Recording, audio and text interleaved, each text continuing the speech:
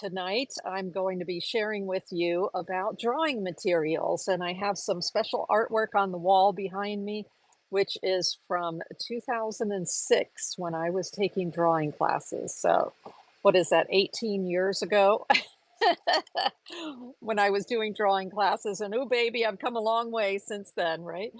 Ah, but there are a couple of techniques. I was in my storage unit today, and I found these few paintings that I would thought I would share with you, which incorporate some of the techniques that I learned when way back in the day when I was taking drawing classes at art school.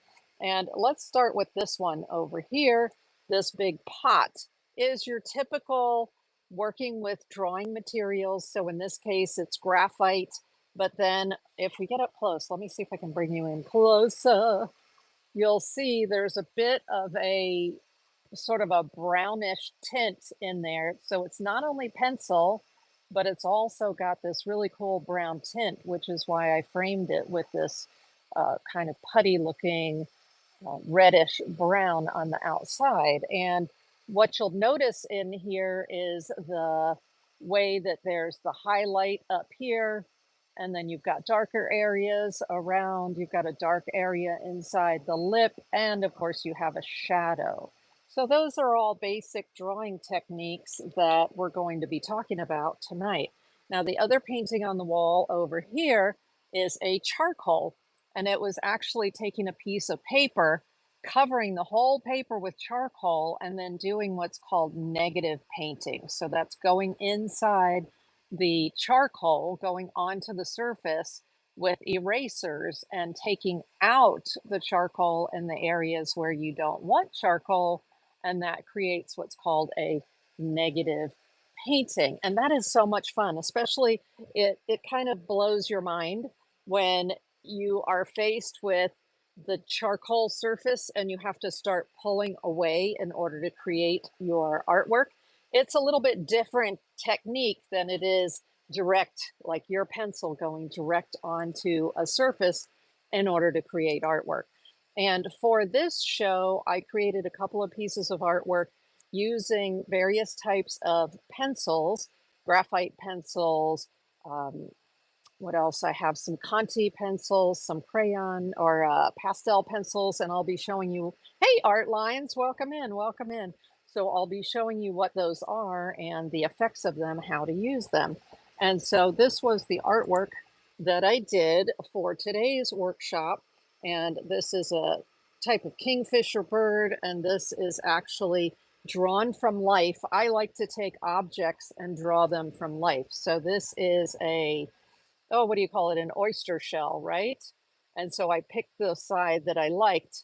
And then I went to town with my various Conte crayons. And then they're called crayons, but they're not actually crayons. I'll show you. They look like this. This is a Conte block. So it's a block of pure pigment. And but you'll hear people call them Conte or Conte crayons.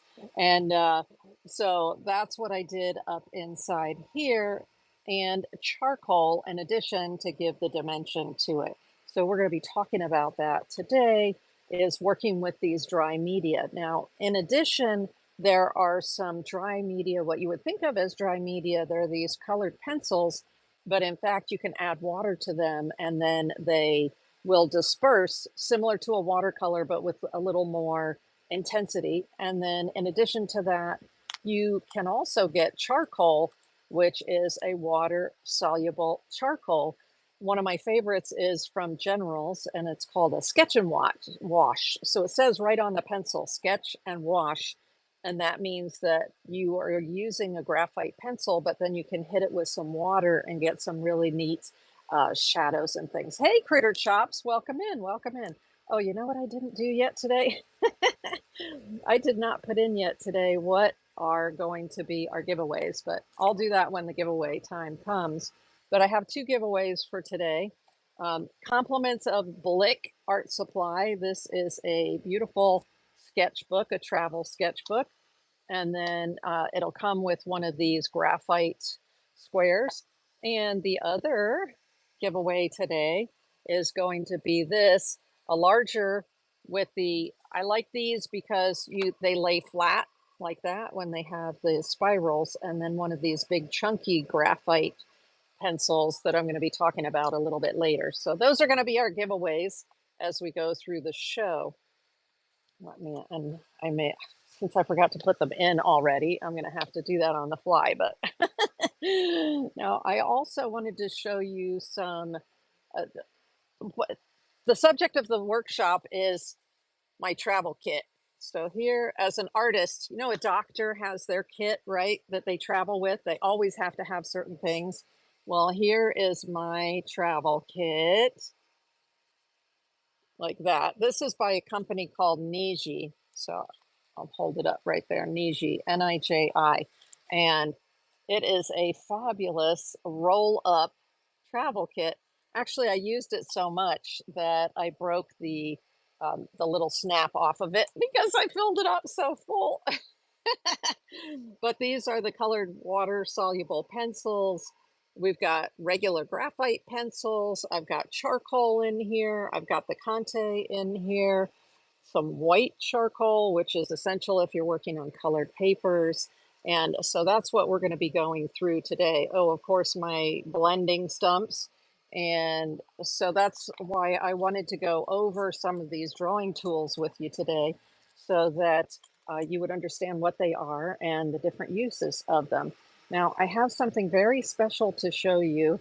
Um, First of all, I have shown this before, but I love it, love it, love it, and I have it right on my easel in the other part of my studio. And this is an artist named Alex, uh, and from Fort Lauderdale. And I wanted to show you that you can, with drawing, once you get your own sort of style, you have to draw a lot. Okay, draw, draw, draw. I was at a show yesterday at a local arts center selling my artwork, and one of the ladies there said, you have to put in your 10,000 hours. So it's just a matter of, enjoying the process.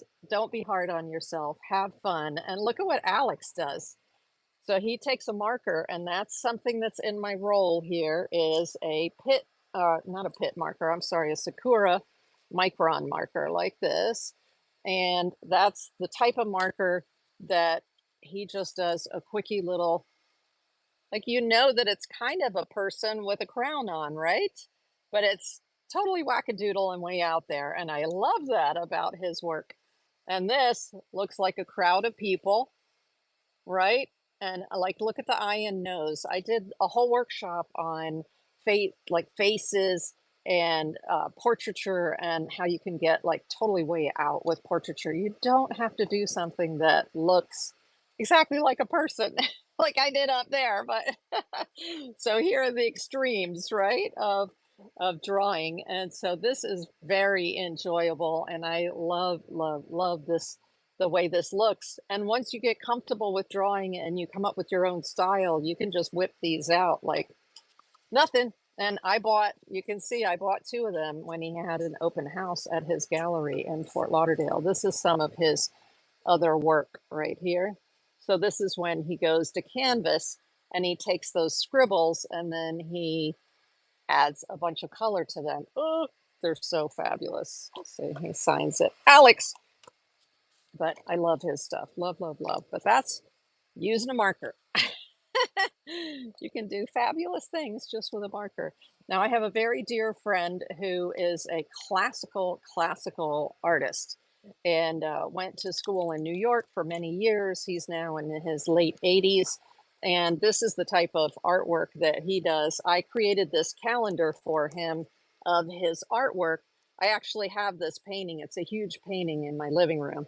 But you see here where he renders his artworks just phenomenally. But of course, the basis of that is draw, draw, draw, draw. So I commissioned him to do a series of drawings of shells. And so this is what you can do literally just with a pencil. And here's one of his pieces. And notice how he put some of the gray shading in the background too. That was done with graphite. a graphite pencil, and it's my light tone, medium tone, dark tone, right? That's what we're always going for, is the lights, mediums, and darks. And then here is another one. Oh, I am so excited to show these to you because they are just so special. Here's another one. These are just on paper, so you don't have to have any expensive equipment to do this kind of work.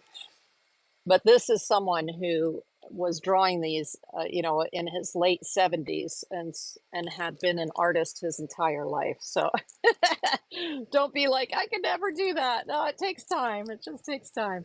Here's another one right here. He loved shells and had a big collection of physical shells that he would set down in front of himself and then draw from life. Yeah, I love this spiral shell like that. But you see the dramatic shadow that he put in there. So he was paying attention to all of those things, right? The shadows with them. And then here he is on black paper. So now he's using a white type of pencil. And I'll show you these white pencils as we get that far. There you go. There's another one of his.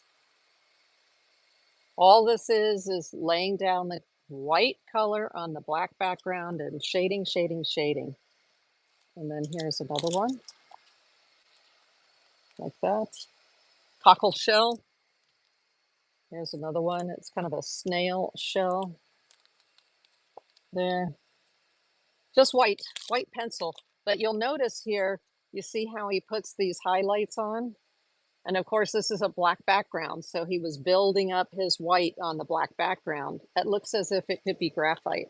Yeah, Critter Chops. There we go. I believe it was one of these. This is the General's Pastel Chalk White. And what you're going to find when you work with some of these chalk pastel pencils, some of them have a soft top to them, which is more like a pastel, and some of them have a hard tip to them, so you have more control, just like graphite. And so I'm pretty sure this is the pencil that he was using. Let's see, there's another one here. This is also General's Charcoal White. This one is slightly softer.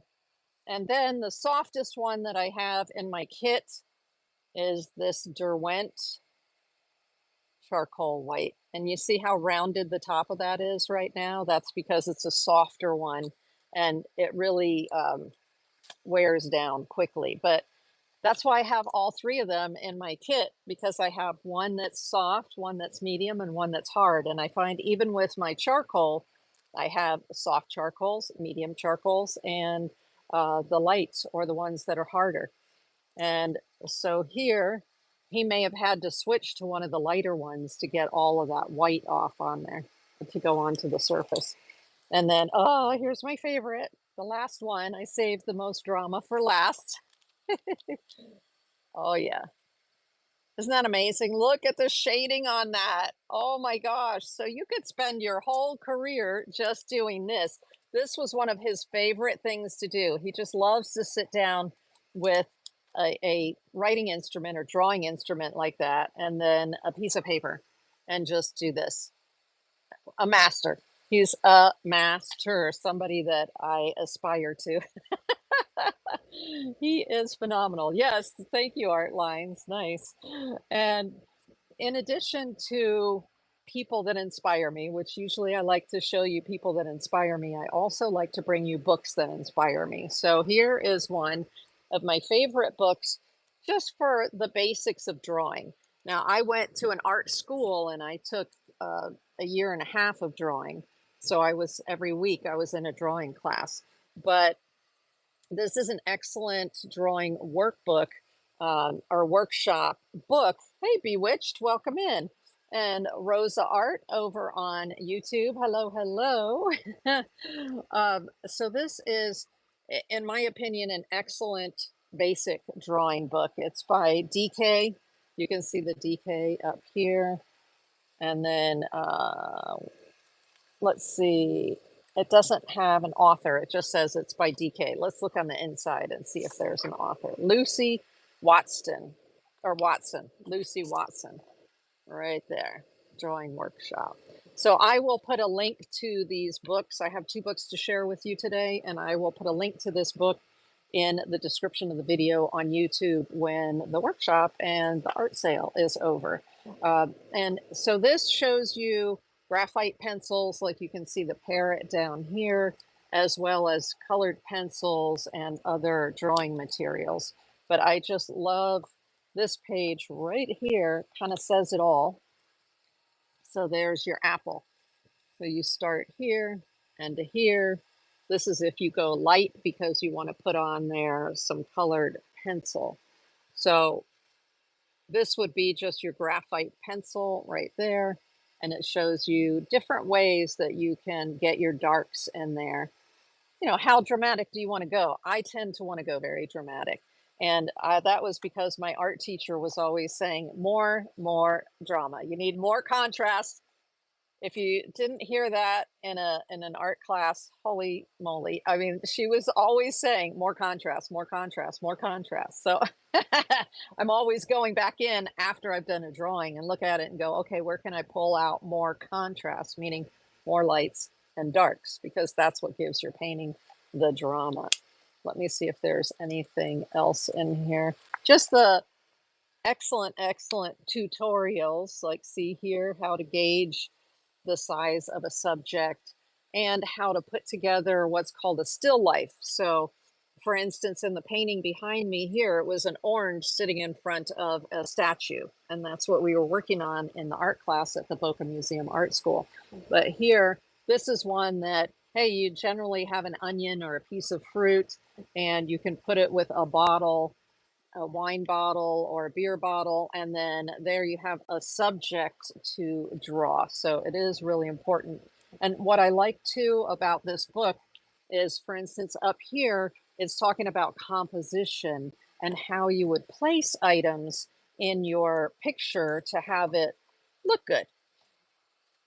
The basics here of your cubes, like how do you give it 3 dimensions? How do you shade something in order to make it look like a 3-dimensional round object versus a 3-dimensional hard edge object? So I can't recommend this book enough. It is excellent. Let me see, just maple leaves.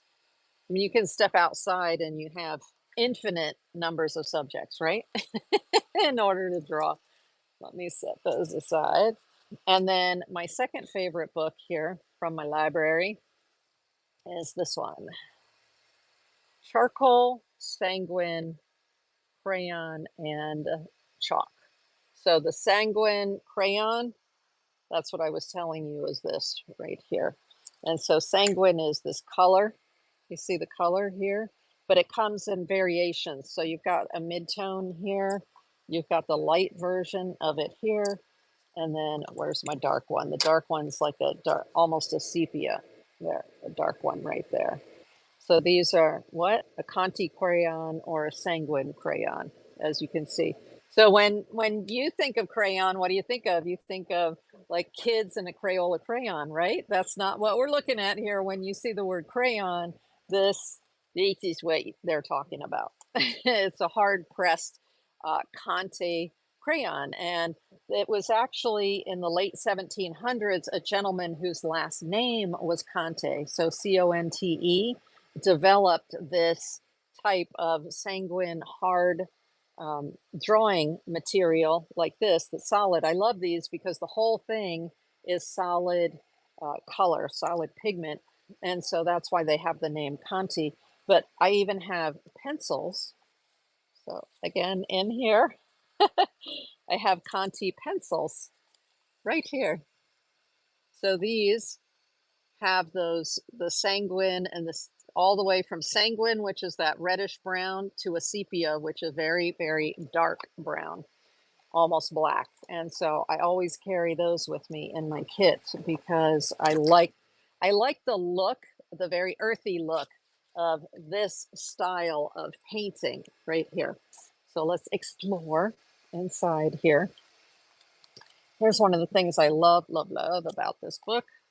You see how it's showing you how to hold the Here's how you hold a pencil, but here's how you hold one of these pigment sticks. It's a different hold. It's what I call the artist hold. So instead of drawing with it like a pencil, you hold it differently within your fingers so that you can draw it across the page and you get more expressive lines that way than when you hold it like a pencil.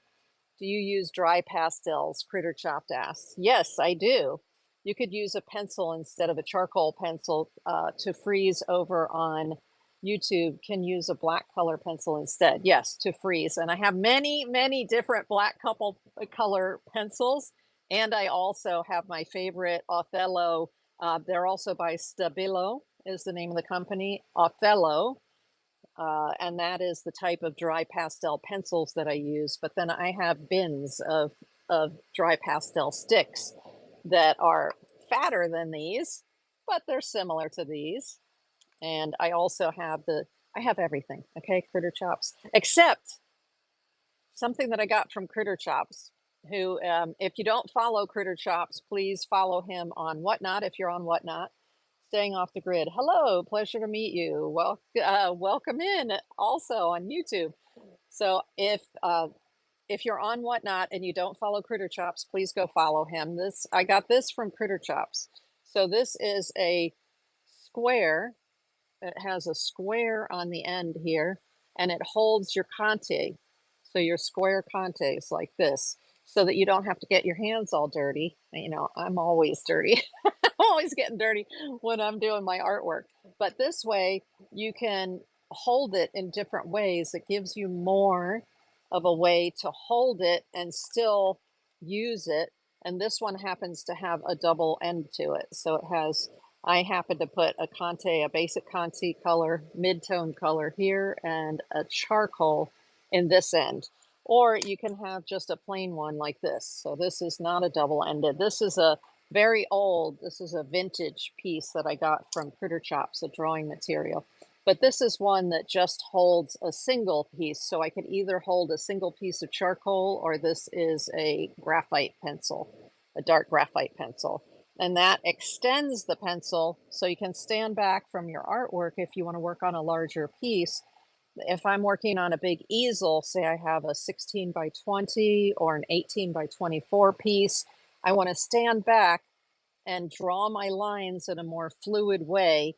And so it helps, instead of having to be right up on the top of the pencil here, if you have more length to it.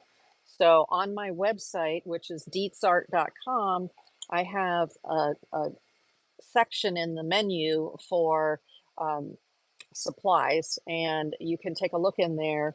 There is a section with these kind of holders in it for your various graphite pencils and charcoal. Because on Whatnot, which is, if you're on YouTube and you're not familiar, Whatnot is an auction site. So on Whatnot, I auction my completed artworks. But I do like to give you that extra value of an art lesson because I'm an art teacher and I can't help it. All right, so back to this book here. I love how they explain how to use it. And also, I've always got, you see this little piece as opposed to the big long piece? Well, I have many, many little broken pieces as well. So this is a little, it's actually a little hot dog styrofoam that I keep, and I put a little bit of paper towel in the bottom, and then I can hold all of my pieces. And so I have all these little tiny, there's a really tiny broken piece. Every single piece of this, that's why I love that it's solid pigment, because every little piece has its use. If I want to do a large area on the side, I can use this, but maybe if I tried to do it with this long one, it might break. So keep all those little broken pieces. Even these big chunky, that's a chunky graphite. That's all graphite pigment, pencil, but you see that it broke. And so here's the other half of it right here. But the beautiful thing is these pencils, there's no wood on this. It's just all graphite. That's one of the things I'm giving away tonight. I love those all chunky, all graphite pencils. Okay, back to the book. And if we go to the next couple of pages, they just show you the illustrations are superior. And that's why I like going to bookstores because I like to rifle through a book and be sure that I'm getting good value. And this one by Barron's is definitely good value here. So it's showing you how to get darker, darker, darker, darker, meaning deposit more. But excellent book. Again, charcoal, sanguine crayon, and chalk in this one. Okay, so this will be linked in the description of the video after the video is over. I'll go back in and add that for you.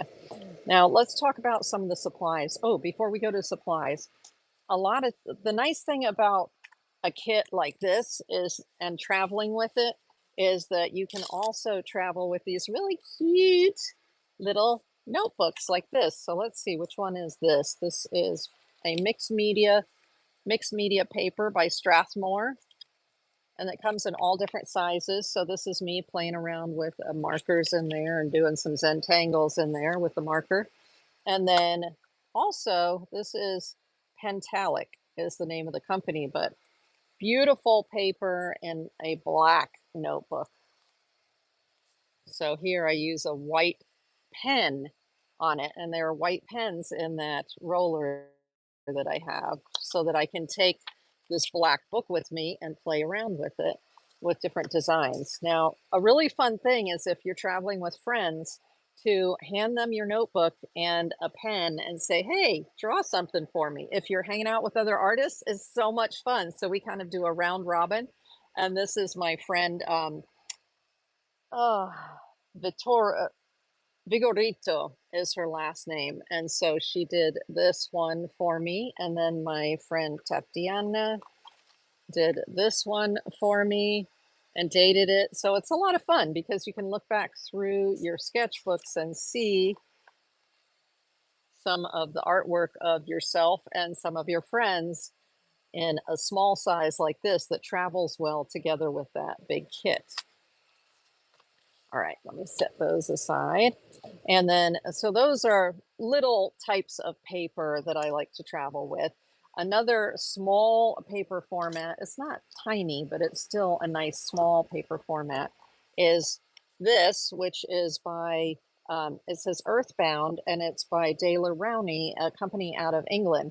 And uh, this one has this beautiful paper with a craft paper color, so a very natural color, and that is excellent for drawing on. I like drawing on colored paper because then you can play around with the white by adding the white back in. So not just black like this, but any tinted paper is excellent for being able to go back in and really lay your whites down at the end. And so this craft type color paper that is a recycled paper, fantastic. I love it.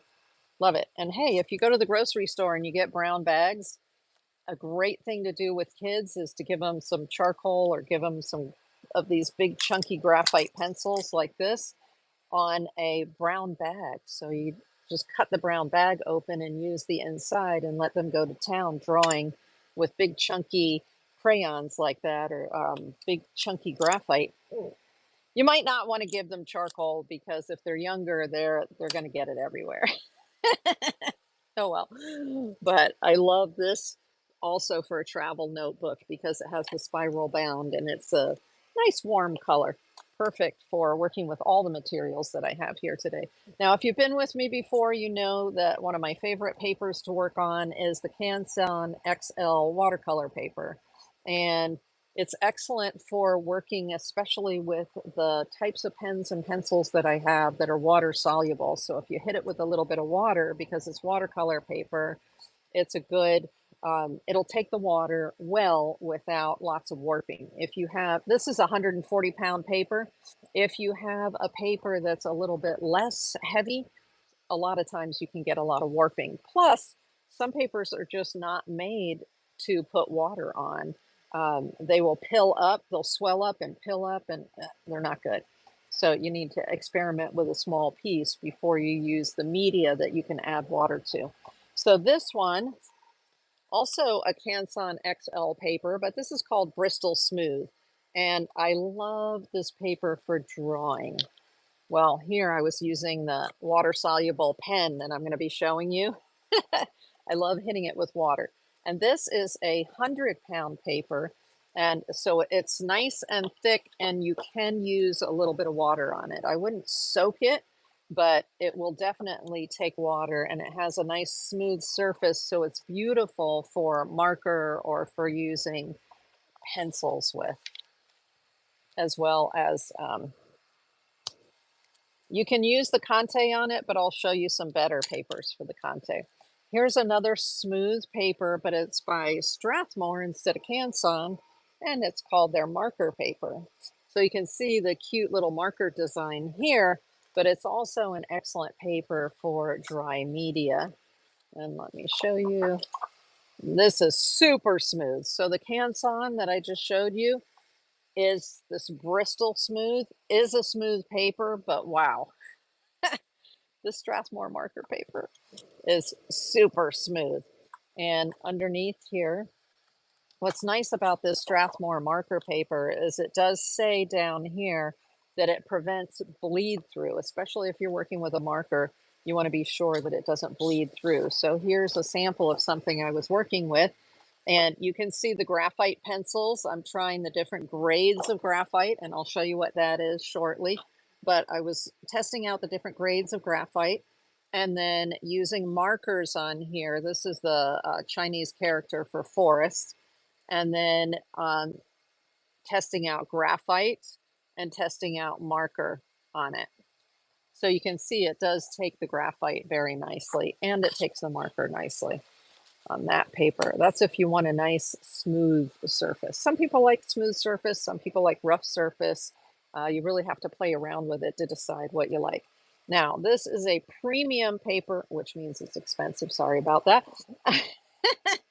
But this is by Legion Paper, and it's what they call their Stonehenge paper. And it comes in all different sizes, not just this crazy, crazy long paper. I like the long paper to work on, especially if I'm doing leaves. I like to do leaves that kind of cascade down.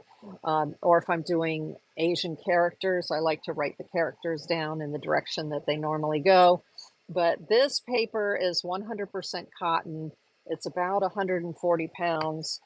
And let me show you here. For instance, this is working with watercolor on it. So it is made for printmaking. Being 100% cotton, it's paper that you can put through a press, and it takes a lot of water, which gives you a lot of great options for working with it. And it will also take pencil or markers beautifully. And then you can add water to it. And wow, wow. It is top notch, top quality. So there's me working out some different colors here. I love this paper, and I use this paper a lot. Stonehenge paper, but you'll find Stonehenge papers are a professional grade artist paper, and they are quite expensive. Yes, Legion, right? Art lines love love the Legion papers. Now here's an inexpensive paper that's actually quite nice, and that is a Michael's mixed media paper. Now, I love this one in black. This is my favorite of this. You'll see I was working with a white dip pen in here, but for your lighter colors, like if I wanted to do a shell like my friend Joe did here, I could draw on this mixed media black paper, and it's actually very good, and it's not very expensive. So I highly recommend this one. There you go. Mixed media black paper. Fantastic for drawing on. Now, another top of the line paper that I went to a show, so a wholesale art show for the Pebeo Paint Company. I'm wearing their bib today, the Pebeo Paint Company. And there was a company there that I believe they're about 600 years old, a paper making company, and they're called Magnani. So Magnani, and they have excellent quality papers. They're from Italy. And so this is one of their drawing papers. And so I had shown you the Bristol paper is very smooth. This paper is 20% cotton, but it's heavy. It's 105 pounds, and it's textured. It is a textured drawing paper. I don't know if you can see the texture right there. But here I am again, testing out my graphite on it just to see, because graphite comes in different grades. So here I'm looking at the 10, 12, and 14B grades. And then here I come in and I start working on it to do some drawing. And I love this paper. Love this paper. And they also have mixed media paper, but this is their drawing paper. And it's a nice heavy weight at 105 pounds, so I suspect it'll take water beautifully, and we're going to play with that when we're doing the white paper, um, working on the white paper. Now, also, let me then show you some of the supplies that we're going to be using. These were those pencils that I just showed you on the Magnani paper where I had the 10, 12, and 14. That's what these are right here by Faber-Castell. These are a super black, and what do they call it? Ultra black. They call it ultra black. It's ultra black matte graphite. Oftentimes, like if I use this pencil, this is from Faber-Castell, and I draw with it, it's going to have kind of a silvery finish to it. And that's normal with graphite. You're going to get that almost silvery finish. However, if you are doing a drawing and you want to get your shadows really dark black, then I highly recommend these pencils from Faber-Castell, which are the ultra black. And because they are 10B, 12B, and 14B, that means they're very soft. So if a pencil is HB, that is what they would consider a center hardness. Then the B's are your softer and the H's are your harder.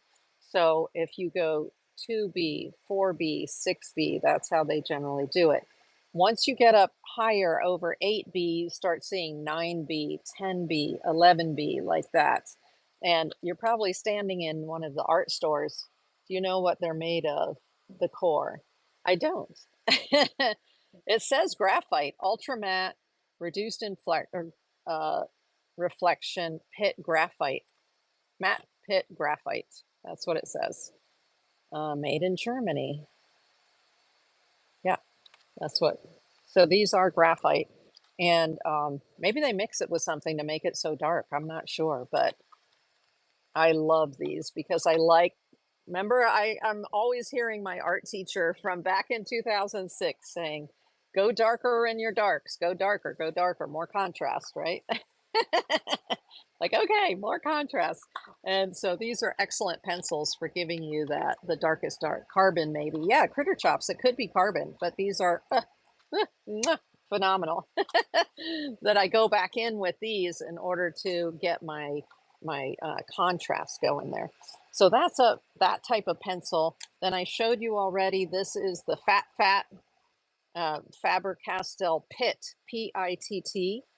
And so this is Faber-Castell here as well. Faber-Castell, I like the Faber-Castell graphite items. And so this is the big chunky Faber-Castell. And I've seen these up to, I think, about 6B. They might go higher than that, but the ones I have are 2B, 4B, and 6B.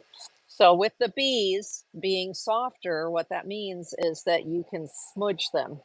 And I like to use smudging when I'm doing my drawing in order to soften my lines and soften my edges. If you have an HB or a 2H or a 4H or a 6H, generally those are very hard cores to them of graphite, and they're used for making a lighter line. The higher up you go in the H's, the lighter the line is going to be. And a lot of people who do, maybe they're doing their very first sketch before they get into darkening the lines, and you could darken the lines with your darker graphite, or you could darken the lines with a marker over top of it. They like to use the harder pencils in order to do that. But I I hardly have any of the hard pencils. I like to go for it. Go in on it.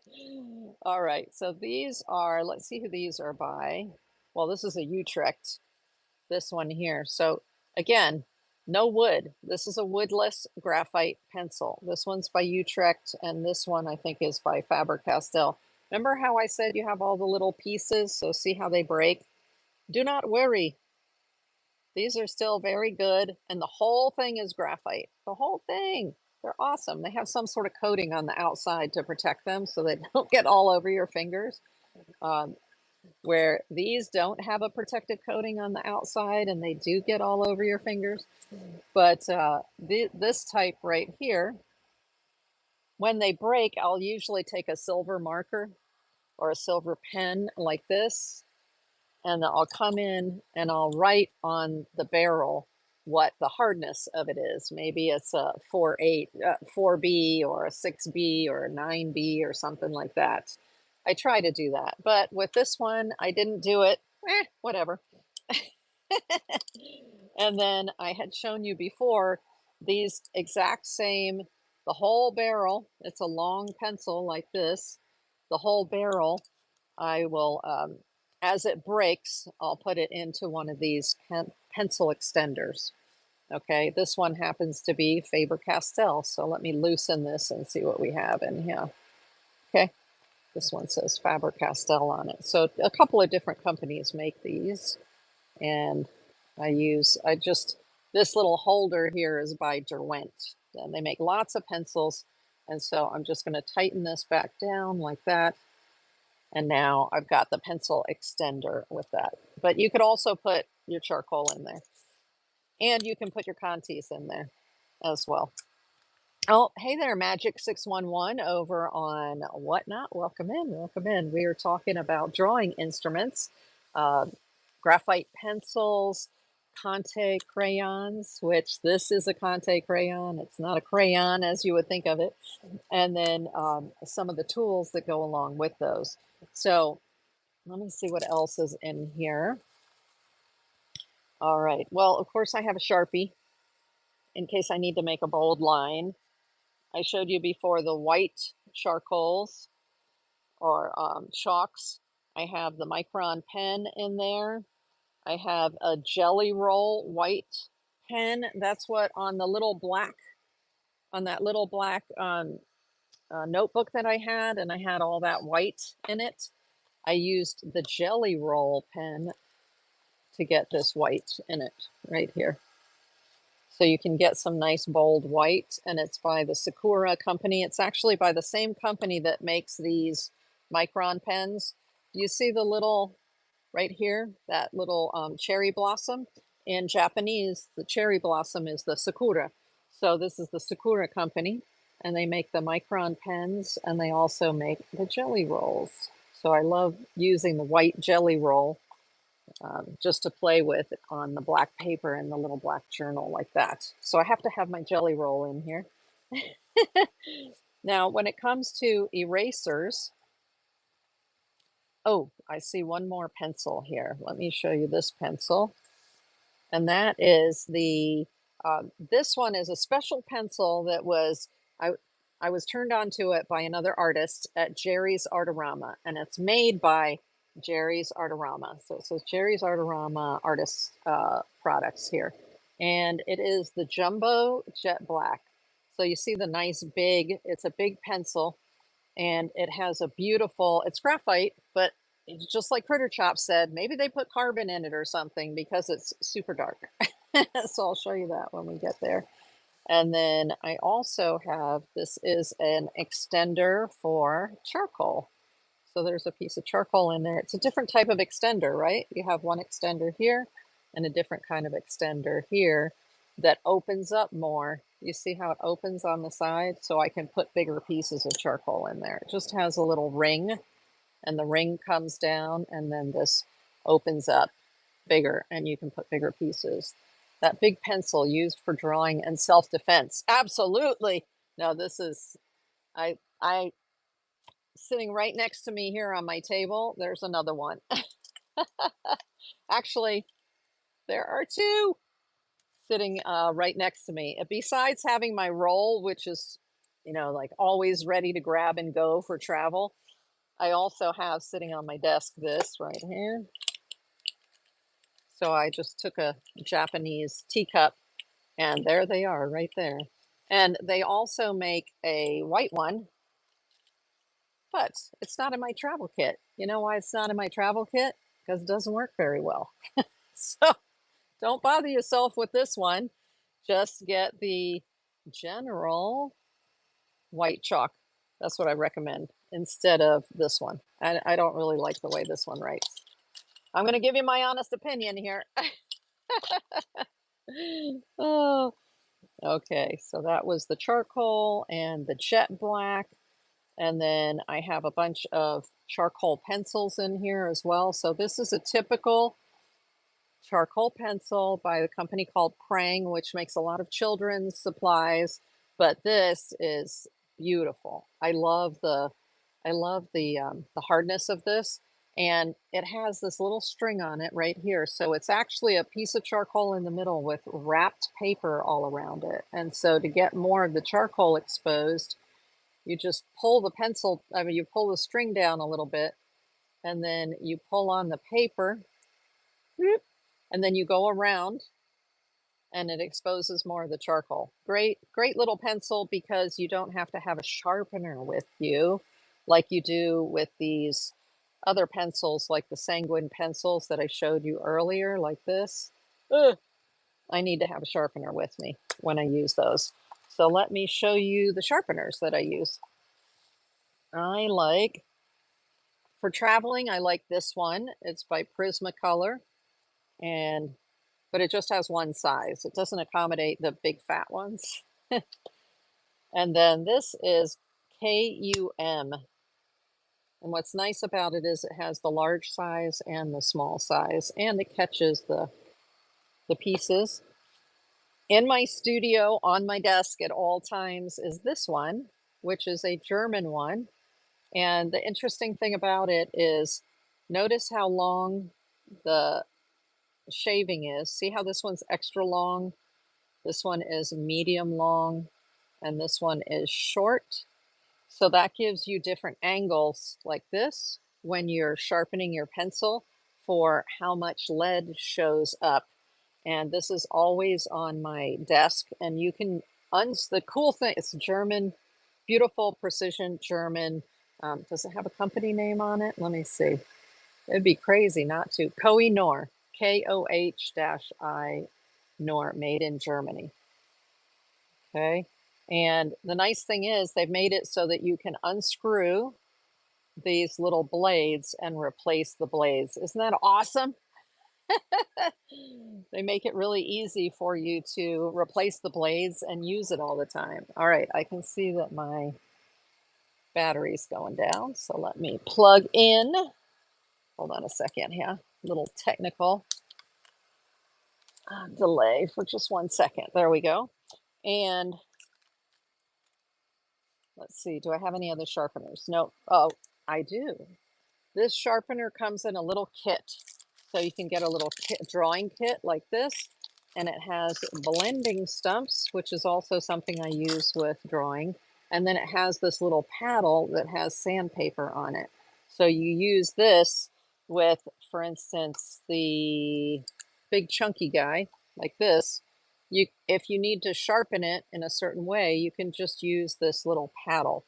Now, I've shown before, I have this massive paddle with a beautiful gray, like washable. So you see the sanguine color on there? So if I want to sharpen up my pencil real quick, I can just do it right on this paddle. And then these are washable, and then they're also replaceable. So once they get really full, you can put new pads on it. But I've never had to put new pads on it. I just keep going. And this is by the company called Nitram, right there, Nitram. And they produce charcoal. So a paddle's indispensable when you're using charcoal, as you can see here, white charcoal, black charcoal, when I'm using those. But as I said, the blending stump comes in these little drawing sets, but then you also get a chamois. So what the heck is the chamois for, right? A little piece of leather. And the leather is when you go to smudge your graphite or your charcoal, you may want to put your finger behind here. And this is a very soft surface that you can go around like this and get beautiful blends using the chamois. So that's why you'll see a chamois in these little sets with your drawing materials. Let's put these back in there. All right, let's look at eraser. Kneaded eraser. You got to have a kneaded eraser. So it looks like putty like this. Oh, let's see. I have a message over here. I'm new to selling my art and really only using the cheapest of supplies. Any advice on when I should consider higher end supplies? Well, let me mention this. I suggest that you use really good paper. So if you're going to invest in something, and yes, it's good to invest in good supplies, but invest in good paper because you would be shocked the difference that your supplies, how they act on different papers. So really look at, like I was saying, the Legion Stonehenge paper is excellent for just about anything, any media, wet and dry. And it's just an excellent quality paper. And the one that I showed you was 100% cotton. You don't have to have 100% cotton because, as I mentioned, this Magnani paper that is 20% cotton here, gorgeous, gorgeous paper. But you're going to spend a little bit more money up front, but get yourself a gorgeous paper and your supplies will work better on that beautiful paper. If you use a cheap paper, like I'll show you a cheap paper that I use when I'm swatching paints. Let me see where it is here. And which is perfect for swatching paints. You know, nothing against that. It is this one. Super cheap from Michaels. Watercolor paper. Do they even put the weight on it? It's 90 pound. Notice my normal watercolor papers are 140 pound. This one is 90 pound. If I'm going to do basic drawing just to practice, if I'm going to do swatching to test out my new paint colors, I might use this very, very inexpensive watercolor paper. But if I'm going to do a piece of artwork that then I'm going to sell, then I'm going to go over to the beautiful papers because everything will work beautifully on the beautiful papers. Even your paints that are, you know, moderate to cheap are generally, they still perform extremely well on a good paper. So there's my advice for you. Also, when you're buying your art supplies, I suggest that you look for the sets. So at least a set of 12. So for instance, if you're buying watercolor, at least a set of 12 watercolors or a set of, let's see, if you're buying pencils, I usually would go with a set of 24 if you're buying types of colored pencils. If you're buying pencils like this, the Faber-Castell, then they do have other sets that will have 6 pencils in it, plus a sharpener, plus an eraser, that kind of thing. The Faber-Castell company is an excellent company. Even their children's products are great for professional artists as well. So definitely Faber-Castell is a great go-to company. Prismacolor, overpriced, okay? Overpriced. There are other brands you can find that are better. But once I had a coupon to a big box store and I was able to get a full set of Prismacolor, like I forget how many were in it, something like 78 or something for my daughter for a Christmas present. And it was an excellent price because I had a big coupon for it. So yes, Prismacolor are excellent, but in my opinion, overpriced unless you can find a coupon. Okay, let's go back to the erasers. So a kneaded eraser, why would you, like what the heck is a kneaded eraser? A kneaded eraser is a putty. So you see how you twist it here? And this piece behind me here, I used a kneaded, I put the charcoal down on the paper and then I use kneaded erasers to go back in and lift that charcoal off. So if you're using Conte, if you're using charcoal, if you're using, so like the Contes like this, if you're using pastel pencils, I highly recommend these, the kneaded erasers. You're gonna need the kneaded erasers. And here is a big one from Blick, and they can actually be cleaned. I put a link in my last video on YouTube with no, it was my article on my website. So if you go to dietzart.com and you see last week's article, it shows you how there's a link to a YouTube video on how to clean your erasers. Because the way that you use it is you have a little piece like this, and that's what you're picking up with. And then you fold it like this, and then that folds the little bit of graphite or charcoal or pastel into it. And then eventually it gets all black and full of it. But there's a way that you can clean it. And so I recommend that you take a look at those videos for that. My favorite, well, and then before I show you my favorite eraser, this is a white eraser. So there are gum erasers. I don't find that they work well on the better papers. They leave smudges, but these white ones, and there's actually a black one as well. So I use the black one for the black paper and this white one for the white paper.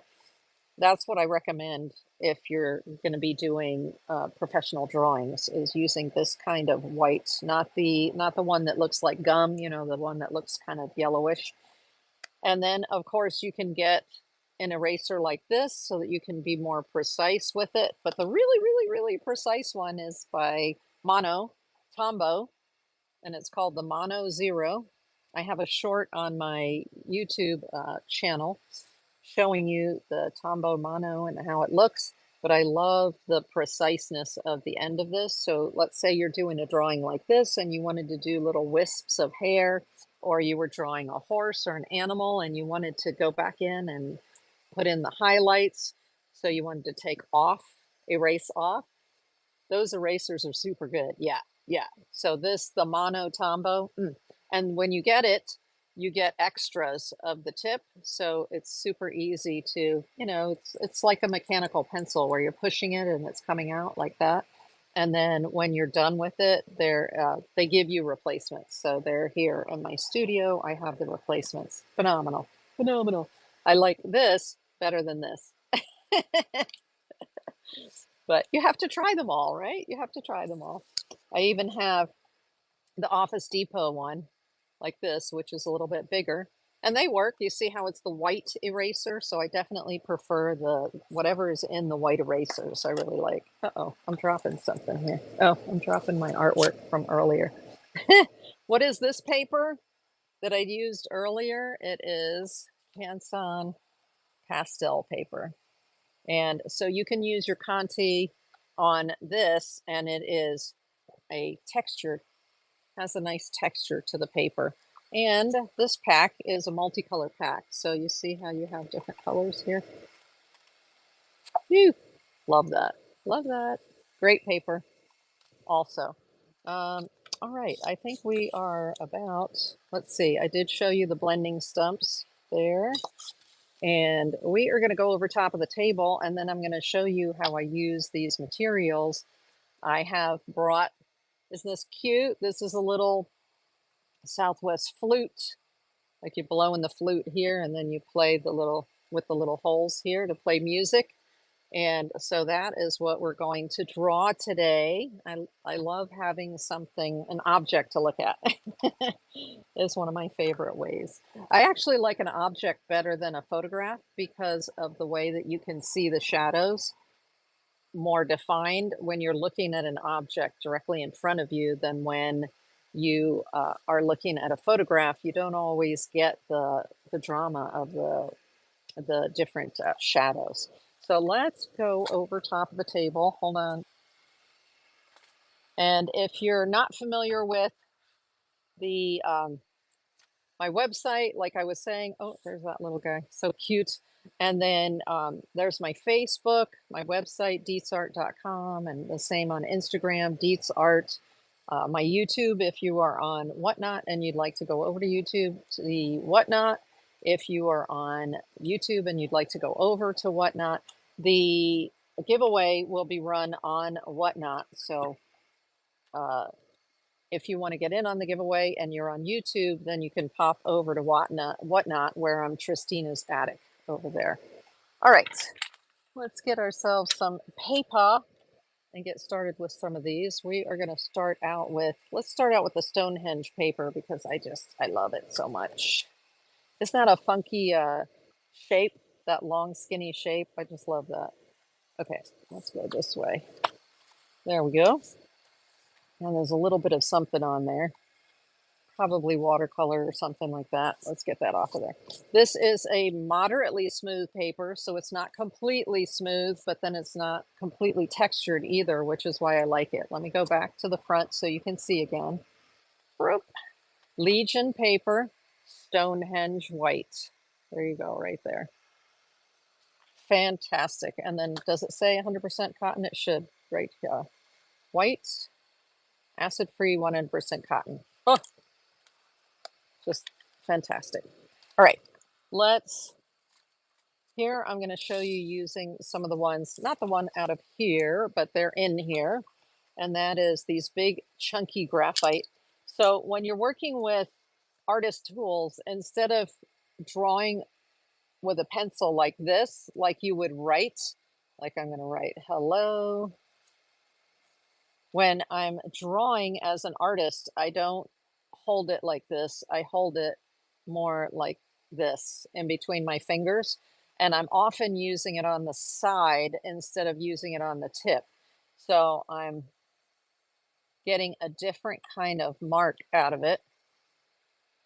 But what you're going to notice is a graphite pencil like this, even though it's big and chunky and it lays down a lot of graphite, you see how it has more of a gray to silver look to it? Which is perfect when I'm doing my initial sketches. Often I will use a pencil that's more like this, which is probably a 4B to a 6B. Let's see if this one is a little bit darker. This is another piece. This one's a little bit darker.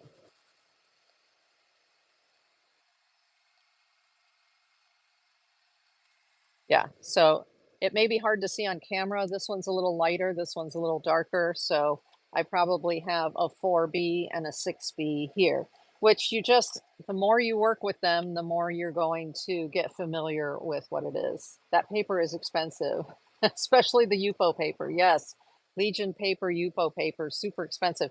And Critter Chops, did you know that Legion makes a round Yupo paper in two sizes, like a 6 or an 8-inch and a 12-inch? So of course I have both because I love the round size. I even have some of I think the Magnani makes, the Italian paper also makes a big round watercolor paper, and I have that one too. I just love them. Okay, let's look at this one. So again, see how I'm not holding it like a pencil, I'm holding it like an artist because I'm working from the side here to cover an area, right? If I want to do expressive mark making, I might hold it like a pencil in order to do this kind of thing, like Alex did, the gentleman that I showed you at the beginning. So there I'm using it like a pencil and holding it with a pencil grip. And then here I'm holding it with the artist grip, which is more on the side if I want to get swaths of the color. And this is a nice dark one, so it's probably 6B or 8B. Let's see about this one. Ooh, this one's also very dark. Nice. Most of my pencils are dark because I like the heavy lines that they make. Let's see this one. A little bit lighter. Yep, this one's a little lighter. 4B, 6B, 6B, I think. And then remember I said that I can use a pencil extender. So the pencil extender helps you to get different types of lines, as well as it helps you to hold your hand away from your work. So if I'm coming up in here and I'm using a short one like this, and I need to do detail, I may end up with my hand in my work. It can help if you use an extender because then you can work back into your work and you're further away like this. And that way you're less likely to smudge your work. Now, another trick is if I am working back into an area, I can take a paper towel and cover another area. Don't move the paper towel around because otherwise you're going to smudge your work. And then I can put my hand like that and then do the work like this. And that will help to protect the area so I don't smudge it like that. Let me show you up close. So you can see I just put a big smudge there. Because when you use the graphite or the charcoal that's softer, you're going to get more smudging, which I like because I actually use that to my advantage. I take a blending stump like this, and let's clean it off to be sure that there's nothing else on it. So I take a paper towel and do that. And then I can go in and selectively work with this blending stump and soften the edges and get these really cool shadows. So you can see the shadow right here. And that's why I tend to use the softer media instead of the harder media. Whereas an architect might want precise lines and drawings, so they would use a harder media. Here is the charcoal. So again, I'm using it from a holder so I don't get my hands filthy, but they're already filthy, aren't they? So let's lay some charcoal in. This is a beautiful soft vine charcoal. Let's draw something here. Let's say that I'm using different pressure, so I'm laying a lot down around the outside and down here. So just by using my pressure, I'm getting darker color here and lighter color here. And now generally with the charcoal, I'm going to go back in and I'm going to blend those colors together like that. And again, I'm using lighter pressure in the areas where I want it to be lighter and heavier pressure in the areas where I want it to be. I want to really press that charcoal into the surface. Now, when you use charcoal especially, or any of the Conte Conte crayons or pastel pencils, you're going to end up with bits on there. So you can see little bits. And my new favorite tool in the studio is this little Faber-Castell vacuum. So it's a little vacuum, and I can turn it on and put it over top of that, and it will pick most of the bits up. And I prefer to do that. Now I'm cleaning off these little brushes down here before I would move to other areas. And I'm doing that. You can get up your eraser bits. You can get up your little bits of any of your pastel or Conte that are left on the surface. Phenomenal. Thank you, Faber-Castell. But that's called I've never seen that vacuum, right? It's called a desktop vacuum. And Faber-Castell is not the only one that makes it, but I bought the Faber-Castell because Faber-Castell is an excellent art material maker. And because it's an art material maker, I figured, the other ones may be great and they may work well and they may be a little less expensive, but I wanted to get the one that was made by an art company because they would know what we need as artists, right? That was my thinking. Yes, very cool is correct. I would agree with that. Let me just check YouTube and see if I have any more comments. Nope. Okay, good. We are caught up there. And OHTHIMTG. I don't know how to say that. I said very cool. Thank you. Thank you very much. Now I have a lot of the typical way that you would get rid of these things is you would tap it on your surface like that, and then they all come off, and then I just go, goodbye. Oh my gosh. In love. And there are a couple of other ways that you can get that off. There are little brushes that you can get like this. But the thing is, I find that with brushes, I tend to get smudges. And the reason and then this is for people who do architectural drawing. This is what they're wiping them off with this. And if you use a really light touch with it, it can work. And look, see, this must have belonged to somebody before. They put their initials in it. Um, but what I find is if you're using pastels or you're working with charcoal, when you use these, often you end up with little streaks. Now, because I went back and I used the blending stump and I also used the Faber-Castell vacuum, I'm not getting as much in the way of streaking, which is great. Woohoo! Woohoo! Look at that. How fun is that? So these are different types of just very light brushes. You don't want something that is too stiff, but that's a good tool to use with them. Okay, let me show you the Conte. We'll work right back into this. So let me flip this one over. I was working with the charcoal on this end. Here's the Conte, and so I'm not holding it like a pencil. I'm holding it differently. I can either hold it with the overhand grip or like this, underhand. And let's do the same sort of thing here. Now you're going to find these are a little bit harder than the charcoals, which is great because you have a little more control that way. Let's do the same sort of thing like a ball here. And we've got over here is our light source.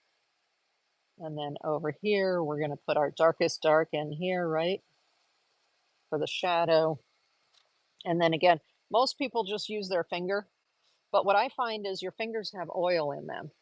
And so if you're applying that oil onto your dry media, it can affect your paper because you're getting oil on the papers. That's why I use the paper blending stumps instead. Now, I had black in here, didn't I? So I'm taking the black off. I always clean this before I go back in here. And then, now after I've used the blending stump, I go back and I can put multiple layers. Depending on the kind of paper you're working with, will determine how many layers you can build on. So do you see how I was just cleaning it and then coming back in here? Of course, if I wanted to draw it out, I could also draw out the color like this. Let's say it's sitting right next to the wall. And so I'm drawing out. You see how there's a little shadow there now? I mean, this is an indispensable item for your kit. And you'll see in this kit that I travel with, I have a smaller one. And then this is a blending stump where you have the two ends and it's compressed paper. And this is a tortillon. So a tortillon is the paper is wrapped like this. But in both cases, I'm going to use that paddle.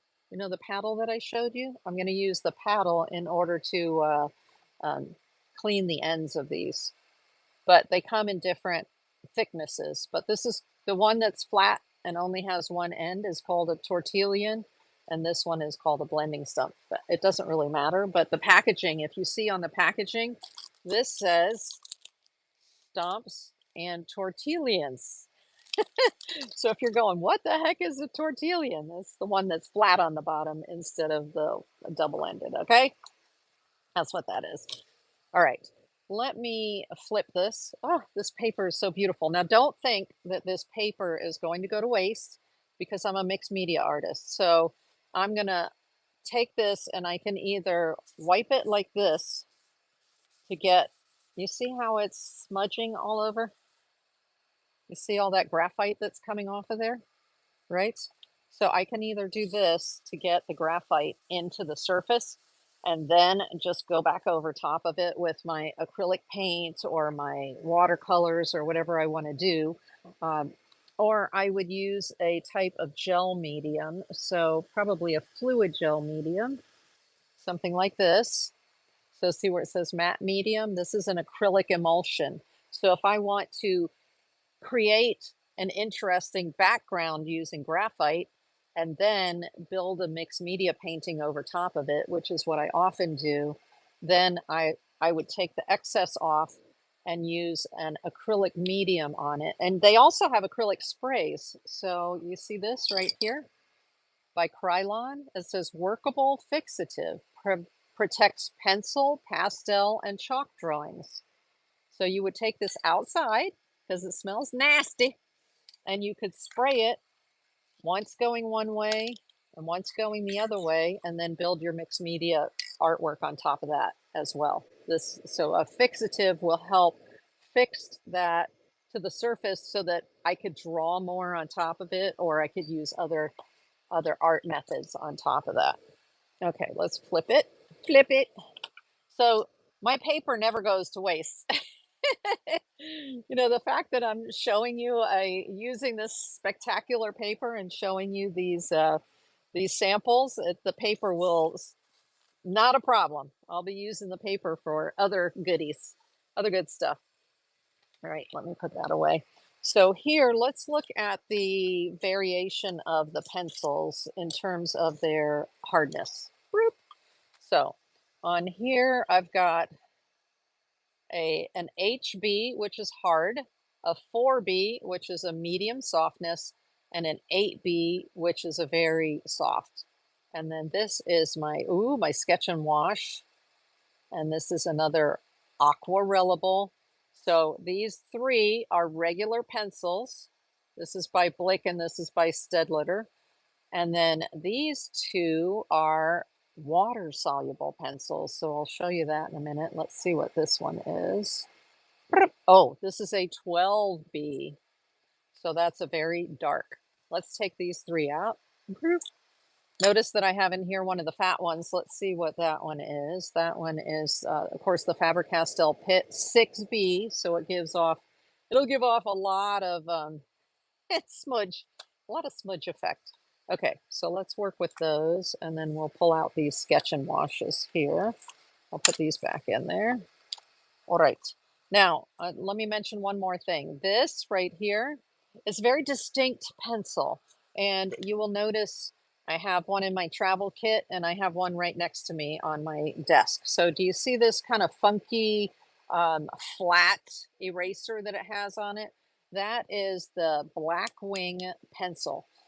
Blackwing pencils are frightfully expensive, y'all. They are very expensive pencils because they're kind of top of the line artist pencils. And you can get refills also for these erasers on the end, and the erasers work, which is fabulous. Notice they're the white eraser on the top. That's why they work. And hey there, Art, what is it? A Rich 81 over on Whatnot. Welcome in. And Jeanette Miller, welcome in. And they have different grades, which give you your different hardnesses. So this is the Palomino Blackwing, and this was a special Blackwing made for Art Snacks.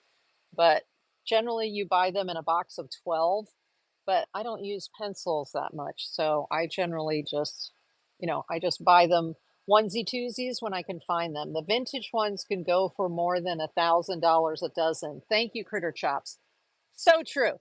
Isn't that insane? That is insane. Very famous brand of just a regular graphite pencil, y'all. Let me show you. I mean, Critter Chops.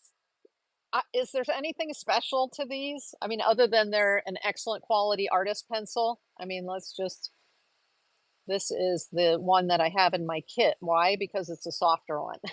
And I like the softer pencils. So there's very little smudgeability in that, which is good. Sometimes you just want to do a drawing and you don't want it to smudge.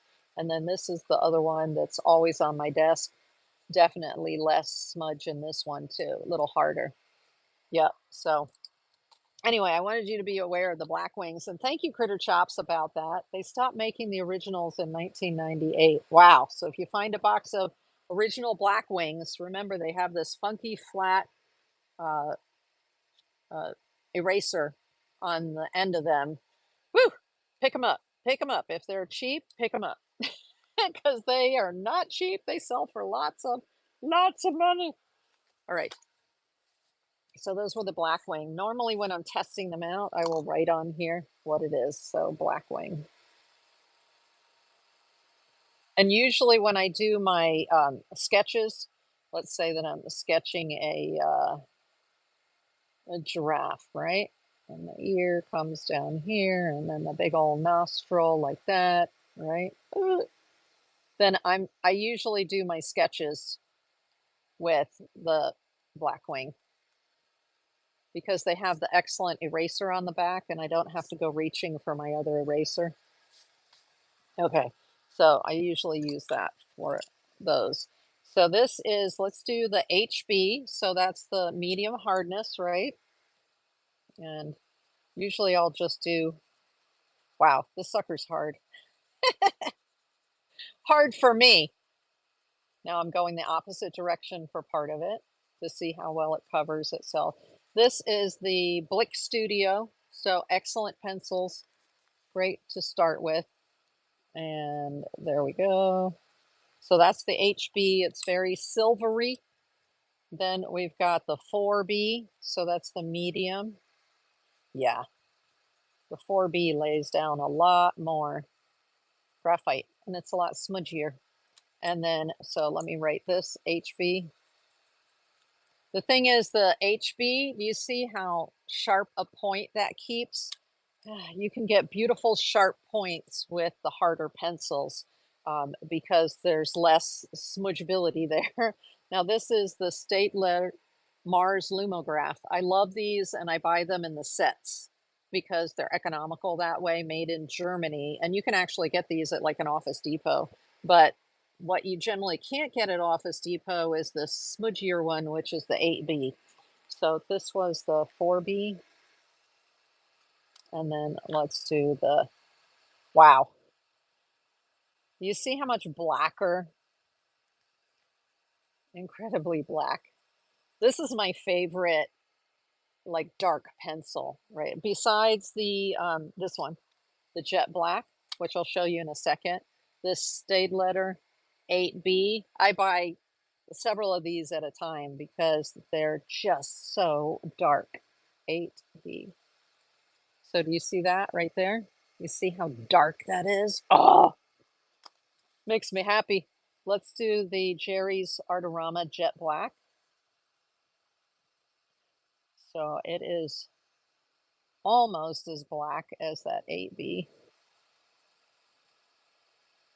But I love the chunky size of the pencil. Plus, if you're going to be drawing something like this, it comes off of the pencil so nicely.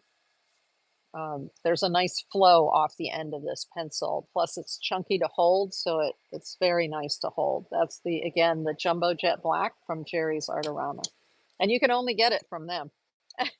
That one. Okay, this one was the Jumbo Jet Black. Okay, now let me show you these, which are the 10B, 12B, and 14B from Faber-Castell. So again, like I said, when you're doing a drawing, if you really want to get your darkest darks, these are fantastic. It says Pitt Graphite Matte, and then on the end, 10B, 12B, 14B. Oh, good. I see you're chatting with Critter Chops over there on Whatnot. Excellent. He's an excellent reference, and Critter Chops is a very talented artist himself. He does cartooning. Isn't that what you would say, Critter Chops? And so he understands great art supplies. So let's look at these Pitt graphics. Let's do the 10. So right here, I'm going to do the 10. And normal graphite is shiny, like I said, but these have more of a matte finish to them. They're slightly shiny, so they're telling you, oh, they're super matte. Whatever. There's a little bit of shine to them, but the reason that it's good to have, I call it expressing my Critter Chops, you're hysterical. The thing with having very matte type drawing materials is that when you go to photograph the artwork, it's easier if you have a nice matte finish to it. But you can always use a workable fixative on top of your work. And so even if you have a little bit of shine from your graphite, it's okay. It's okay. You'll be able to handle it with your fixative. Okay, let's see, graphite. This was the 10B. Let's try the 12B. These are, the funny thing is, the difference between the 10B and the 12 and the 14 is not very much. And then here's the 14. There we go. Now they lay down beautifully, which, you know, you have to actually be physically holding them and drawing with them to feel how the material comes off the end of your pencil. But wow, it just, and then you add a little more. I'm just adding a little more pressure as I do it. They're beautiful pencils. But I'm going to tell you right now, look at the difference between the 10B, the 12B, and the 14B, and tell me if you can see a difference. There's really not much difference. Let's do this. Because usually the higher the number with a B in front of it. Ooh, that has a lot of color on it. Let's try this end. Okay. So normally what that means is how much it will smudge. The 14B should smudge more than the 12, which should smudge more than the 10. But I can tell you right now, from what I'm literally seeing with my eyes, they're essentially doing the same thing. Okay? They're all smudging beautifully. So, you know, they say that they're different, but they pretty much act the same. Now this 8B that's up here from Staedtler is actually darker. That's why I said I love this Staedtler 8B Lumograph, because it's quite dark. But let's see how it comes off. What did I do with my? Oh, do you ever do that where you're in your studio and you lose something and you just had it in your hand? It's like, what did I do with it? Okay, no worries. I have more. I have more. So let me put this here. It could have fallen out of my lap or something. So let's use this one on the 8B up here. Gorgeous. Gorgeous. Gorgeous smudging. So you see, I bought this set from Faber-Castell to test them out because they're supposed to be the ultra black. But if you look here, these are actually, when I double layered them, they're actually shiny. I don't know if you can see the shine on them. And this one up here is less shiny and it puts off just as much smudge. So get yourself the Staedtler Mars Lumograph 8B or 9B. Those are my favorites for doing drawing where I'm going to be smudging it. So I will keep that one out because I will show you when we draw. It's this little guy right here. So I'm going to put these away. And let's put these away. Now I do want to show you the Sketch and Washes. I love my Sketch and Wash. So we'll keep the 8B out, but I've got the Sketch and Wash here. So yes, I'm anal. I put them in the order. So here's the HB, here's the 4B, and then the 8 will go next to it, right? So I try to keep them in order as much as possible. So this is a Sketch and Wash from Generals. Generals is an American pencil company, so I love buying stuff from Generals because they are an American company. See, it says USA since 1889. So support our American brothers and sisters, right? By buying from General Pencil. And I love the Sketch and Wash. So let me put some of this out. And it's a soft, like medium color pencil. It does smudge beautifully, although not as dark as this Staedtler Lumograph, but still it has a nice smudging like that. So there it is, like a medium color, right? Medium color graphite. Now this one is from Faber-Castell. it says Germany, so it may be made in Germany. But right on here it says graphite aquarelle. So anytime you see aquarelle and a little, it looks like a little brush here, that means it's water soluble. So this is actually a little bit darker than the general Sketch and Wash, but still a medium color. And then let's smudge it. So smudge as well. But you may not have been aware that there are aquarellable graphite pencils. And so I can just take a paintbrush with some water. Here we go, right here. And I love using water-soluble graphite. Oh my gosh, there's just something about the look. Hey there, Insanity Mixed Reality. Welcome in over on Whatnot. Love your name, by the way. Oh, yes. Oh, whoa, right? I'm so happy right now. So happy. Oh, you have the advantage of drawing or writing with a pencil, and then you come in with your water. Oh my gosh, and it turns into paint. Here we go. It turns into a stunning graphite paint. What? There you go. This was the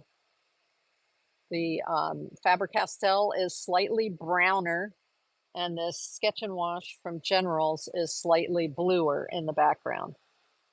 I'm going to tag you next weekend. I'm having shows again. Oh, you have something for me. Thank you, Critter Chops.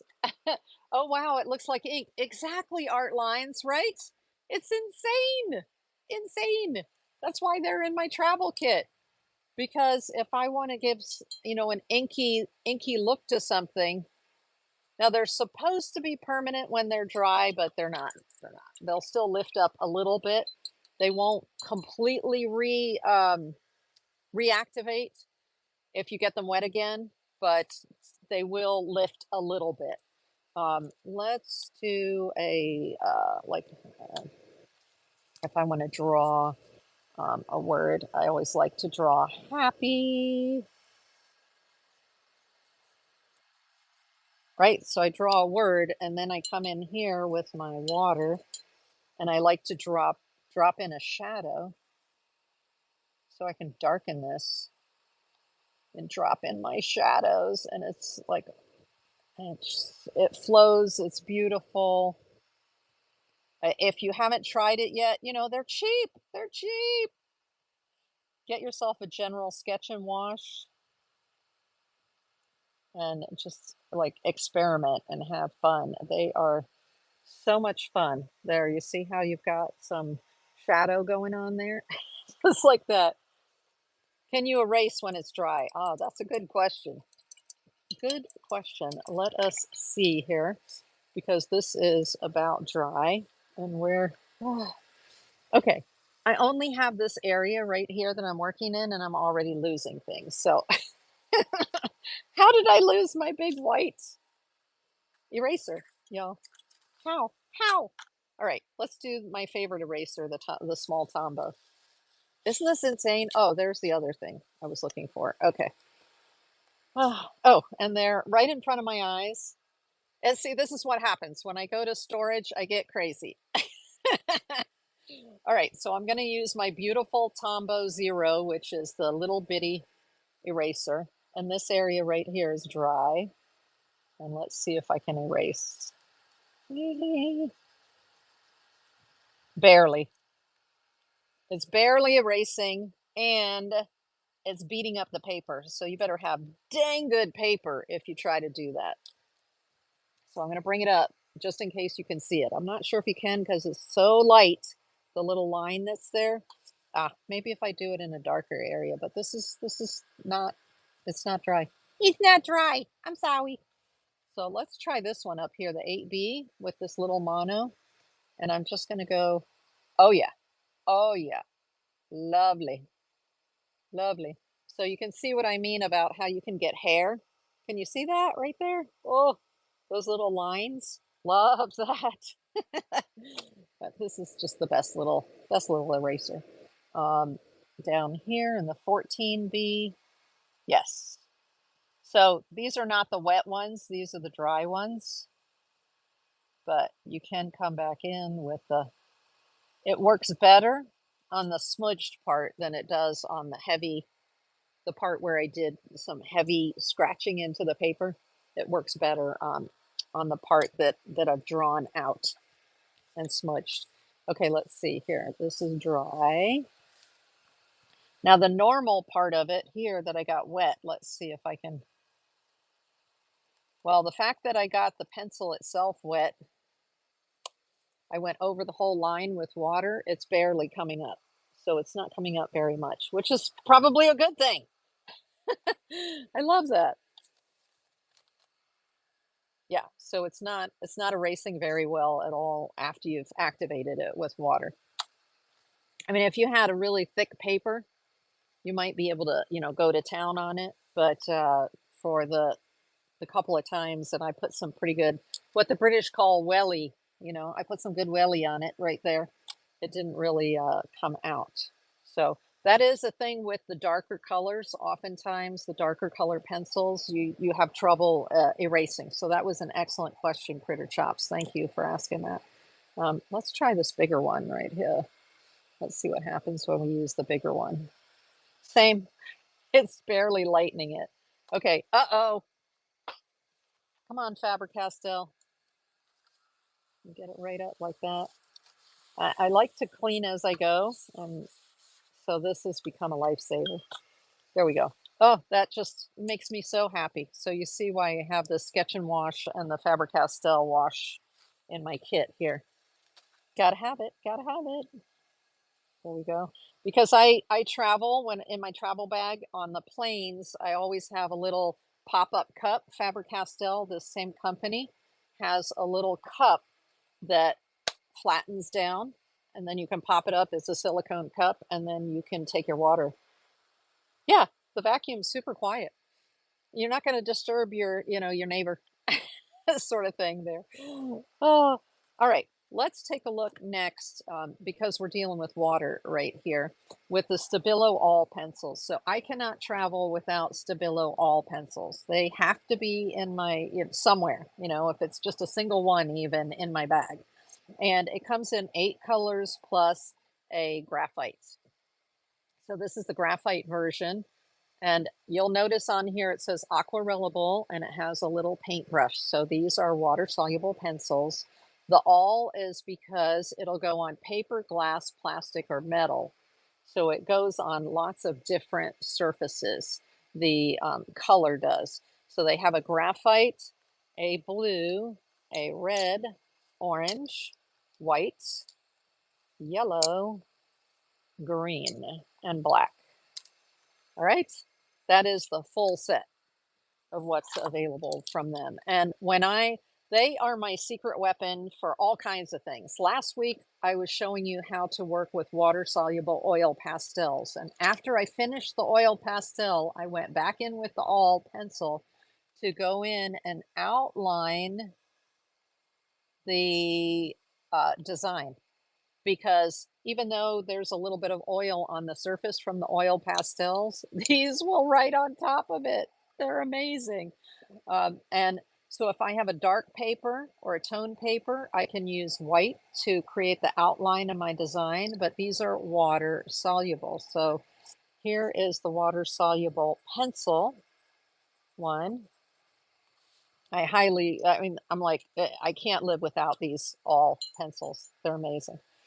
So let's get the all pencil wet. It doesn't activate. The graphite one does not activate as much as these other 2 brands. So that's why I didn't show it to you with the other set. Can you see the lines are still showing underneath there? So it doesn't fully activate the way these other 2 pencils did. But it's still a water-soluble graphite. And then, for instance, here's the red. So let's like draw a cherry, right? So I've got a little cherry with a light source over here. And then I'm going to throw in the green for a stem right here. Why not? And a little leaf. Come on, let's do a leaf. And then I want a shadow, so I'm going to grab the blue right here to go right down here for a little shadow. So you can use these as regular colored pencils, or you can activate them with water. So I put a little black in there for the shadow as well. So let's go ahead and I'll bring this up a little closer. And now I can come in here with my brush and activate these. So you can use them together with, well, what I do is I use them to outline what I'm going to do for my acrylic paintings. And then uh, I just come in afterwards and it just sort of blends in with my acrylic paint, with the water from my acrylic paint. So there's the cherry, because I got it wet. And then here is the, oh yeah, let's do that right there. So you can see how it's like working with a watercolor pencil, but much more intense. And usually when I'm on white paper and I'm outlining a design to do with acrylics, or even to come in with watercolor, I will use this yellow one or this orange one are the ones that I use the most. And then I will draw my design with that so that I can still see it. And if I need to, I can also erase it. So it's a pencil, so I can erase it. It doesn't completely erase, but I can lighten the line like that. And then if I do need to erase it, I can use water and erase it with the water. It just leaves a tiny bit of pigment behind because it's pretty strong, but you can see right there. So I mean, these are phenomenal. And if I want to work out color schemes, let's say that I want to do let's go to another page, yeah. And I do a lot of peacock feathers. So I'll usually start with this yellow and come in and do my design. You always do a kidney bean in the middle with your peacock feathers. And then you do this. And then I might go out here with green. Like that. So I'm building up my peacock feather design. Can you see it? Starting to come together there. And if I'm working with the lighter color, it doesn't matter if I mess up. It does not matter at all because I'm going to go back over top of it with other colors of paint. And so that just doesn't matter. Let's see if I want the interior here to be purple. So I'm going to put a little blue and a little red, right?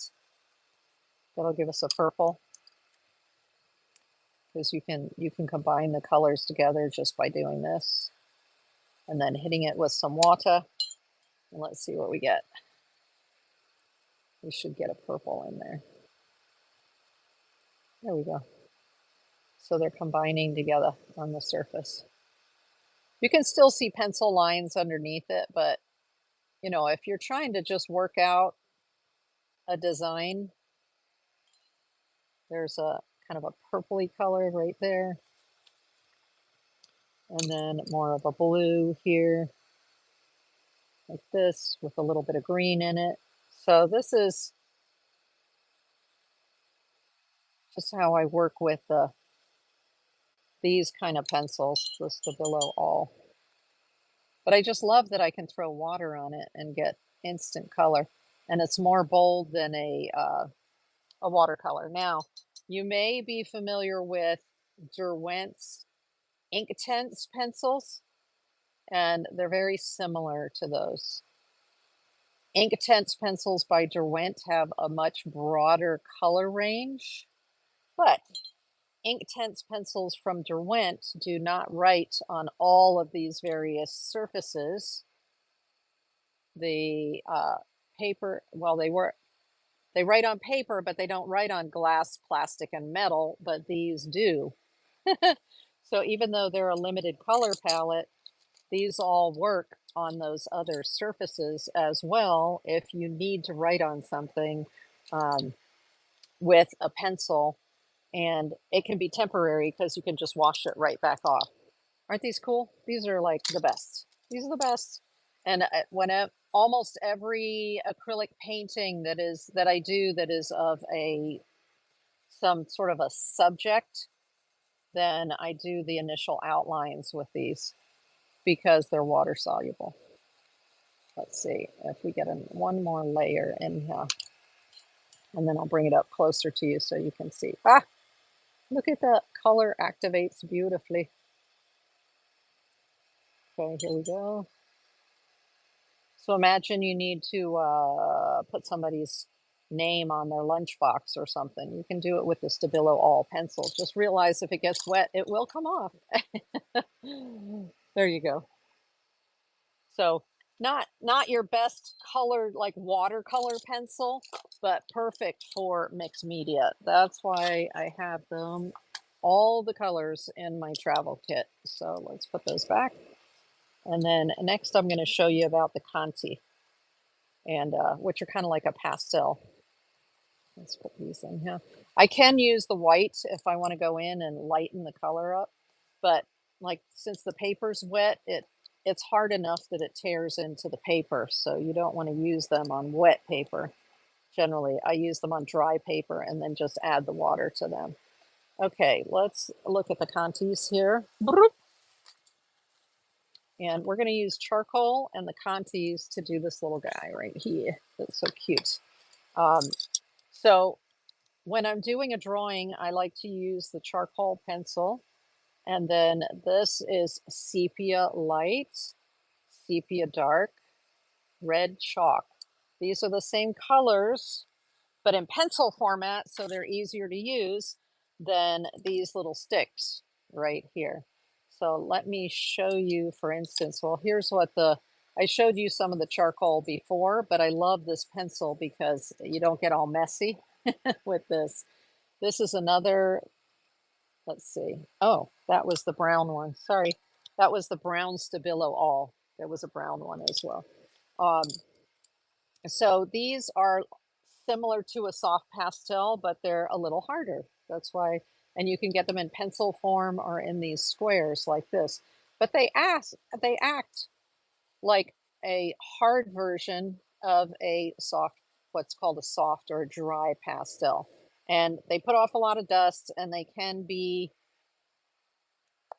smudged into the paper like that, or with your blending stump like this. Okay.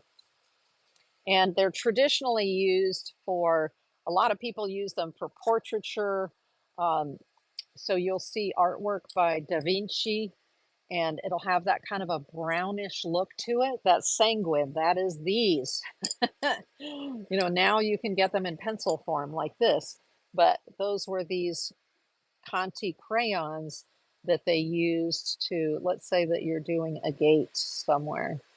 So you've got a gate, and then you've got this wrought iron on the gate, a wrought iron design, or a plant next to it. And so these are traditionally used for doing portraiture or doing landscape type things where you want colors that are very natural, you can see. But you've got this mid-tone right here. You've got this lighter tone right here.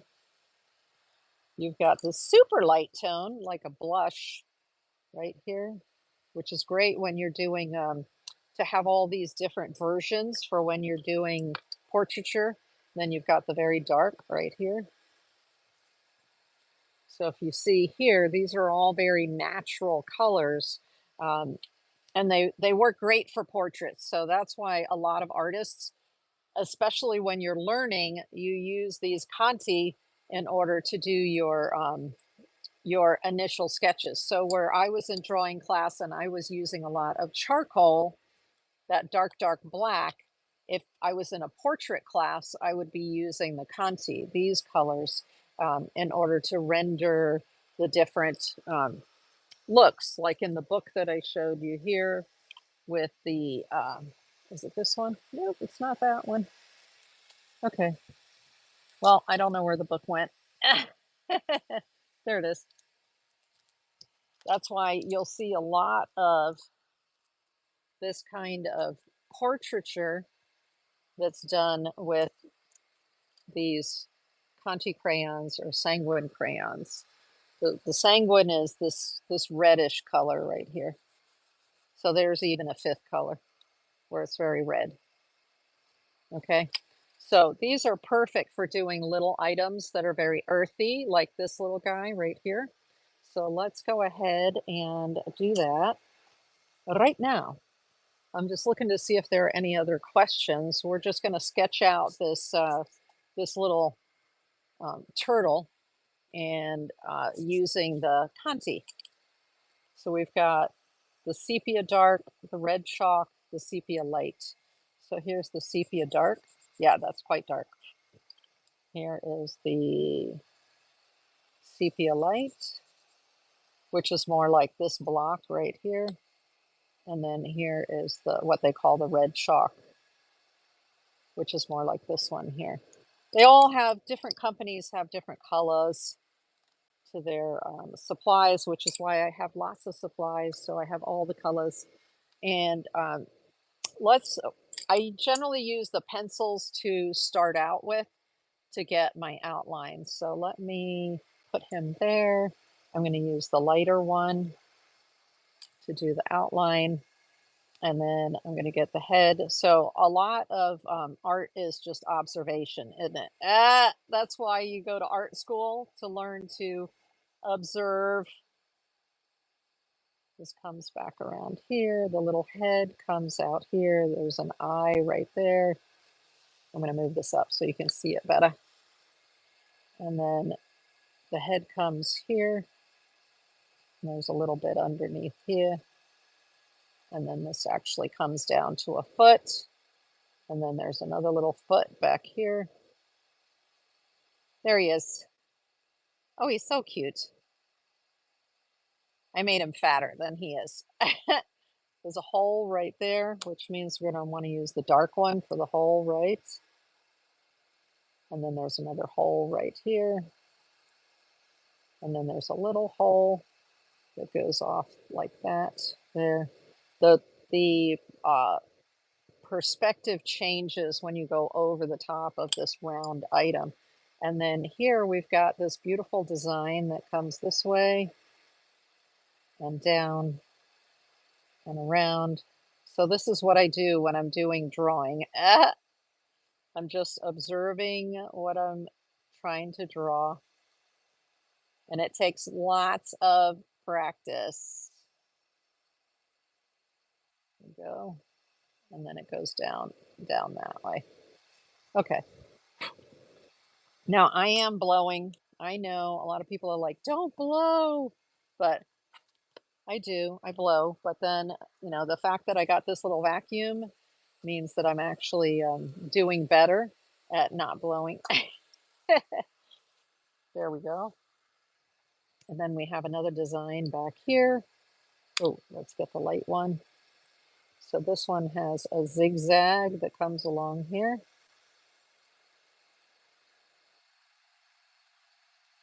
And then down.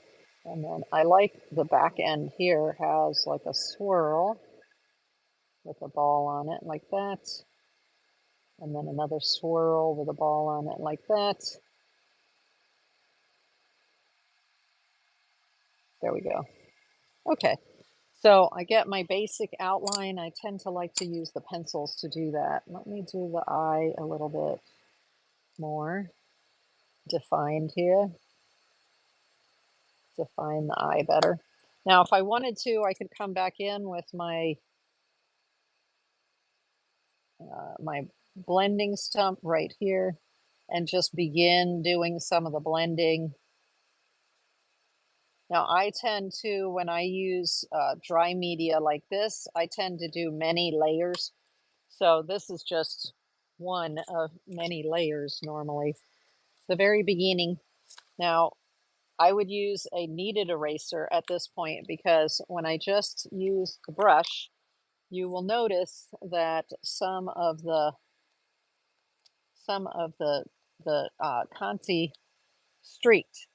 And so this is where you can knead your eraser and make it just the right shape to come in here and pick up that extra. And I actually drag it along as well, like that, to pick up as well. Okay, that's how that works. You know what? I'm going to start while we're drawing this. I'm going to start the first giveaway. So if you are on YouTube and you would like to get in on the giveaway, then pop over to Whatnot, and you get to Whatnot by using the QR code at the top of the screen with your phone on YouTube, or you go into the description of the video, and there is a place there where you can, there's a link you can click on. So let me real quick add this as a givey, because I forgot to add it before. But the giveaway right now is going to be the sketch and draw that you take with you. Nice blick book. And then this, let's see, it says 4B graphite. By whom? By Generals. Okay, let me go to giveaway and add that there. Create a product. Let's take a photo. So thank you for your patience while I add this. Woo! Man, they don't let you. Okay, let's bring this up close like that. There it is. That's the item. And then it is, and let me add this. It is the Blick Sketch and Draw, right? Oops. Select the category. Oi, do I have to take my glasses off for that? Craft supplies. It's going to be other craft supplies. And let's see, it's going to be the Blick Sketch and Draw. Booklet and Generals. Graphite. All right, let's see here. I'll have to copy that and put it in here. Maybe there's a faster way. Maybe the fast product, maybe it's better. There's one, it's a givey. Who can enter? We are going to put the shipping on that and then publish it, and then let's run it. So that will run for 5 minutes, and it's running.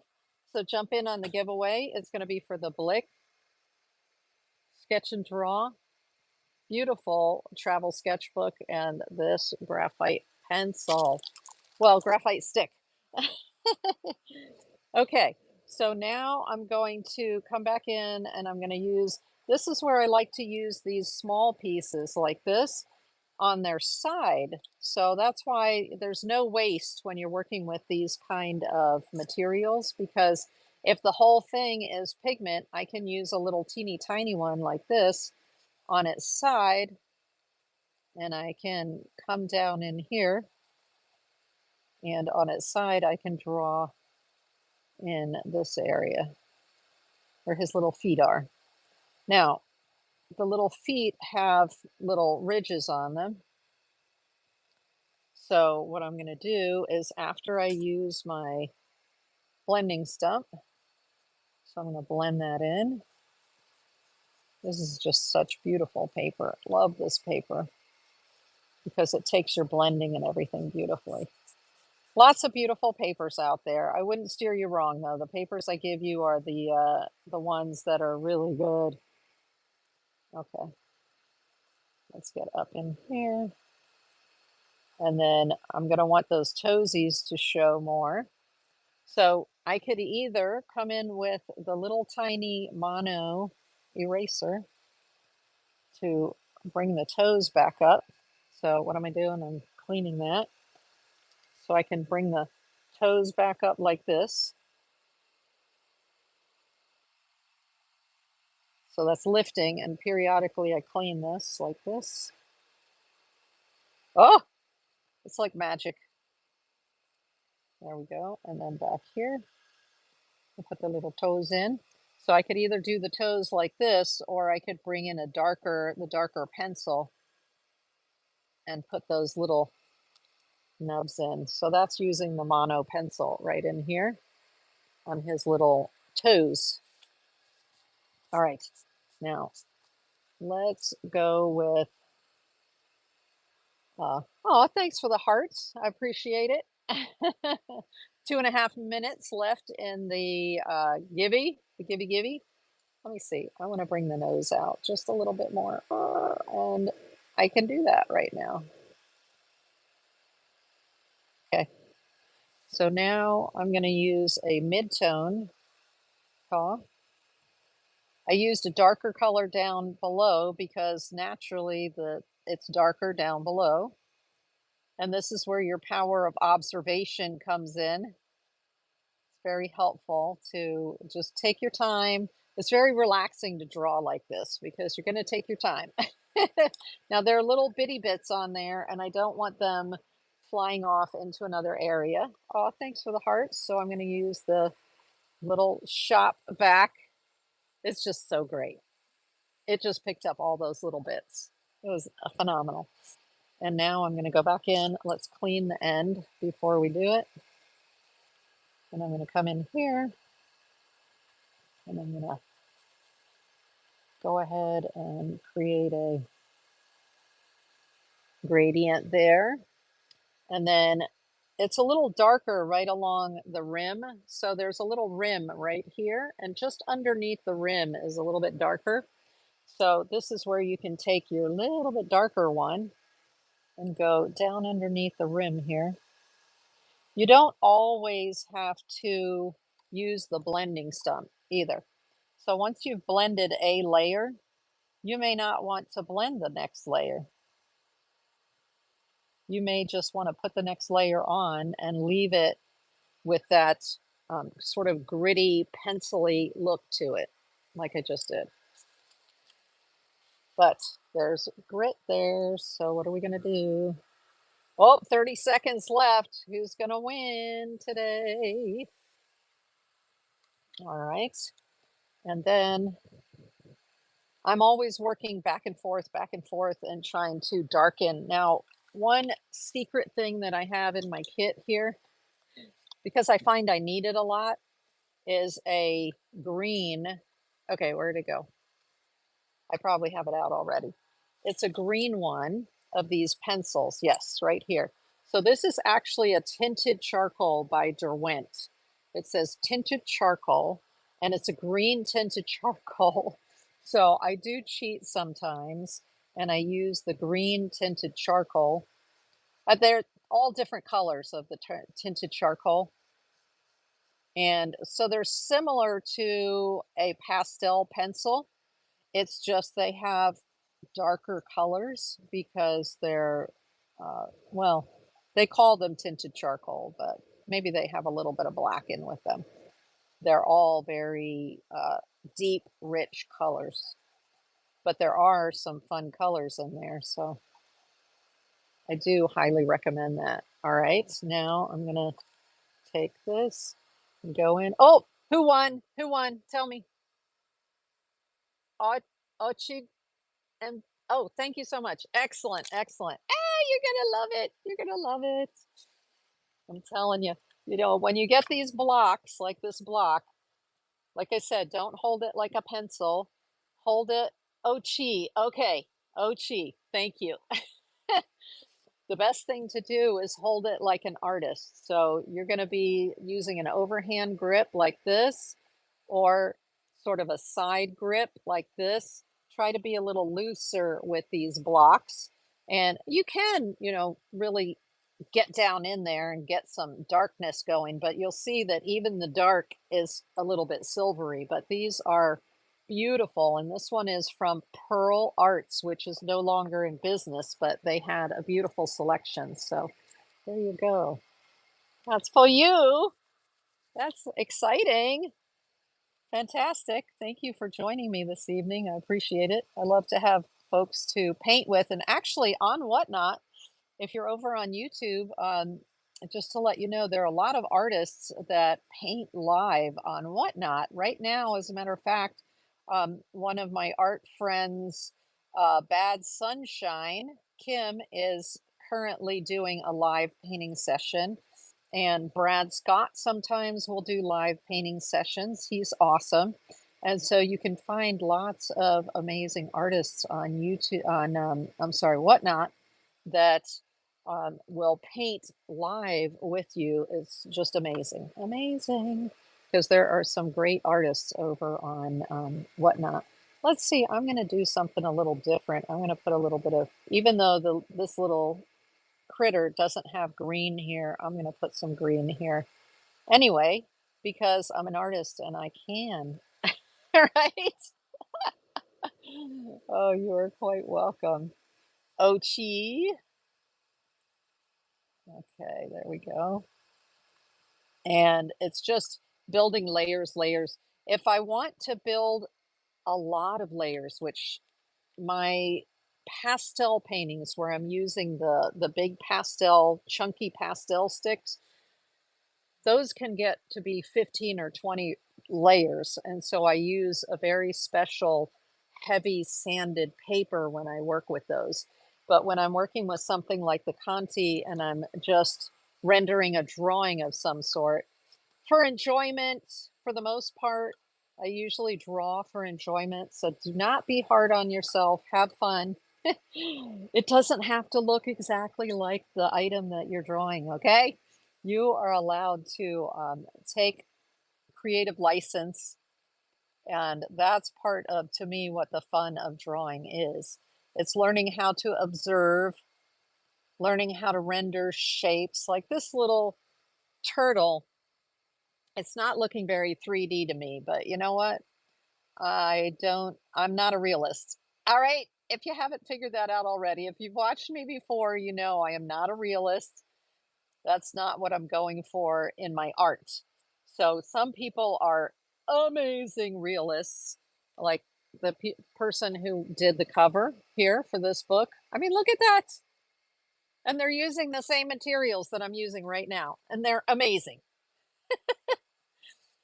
But here we're just bringing in some of the red. Lovely.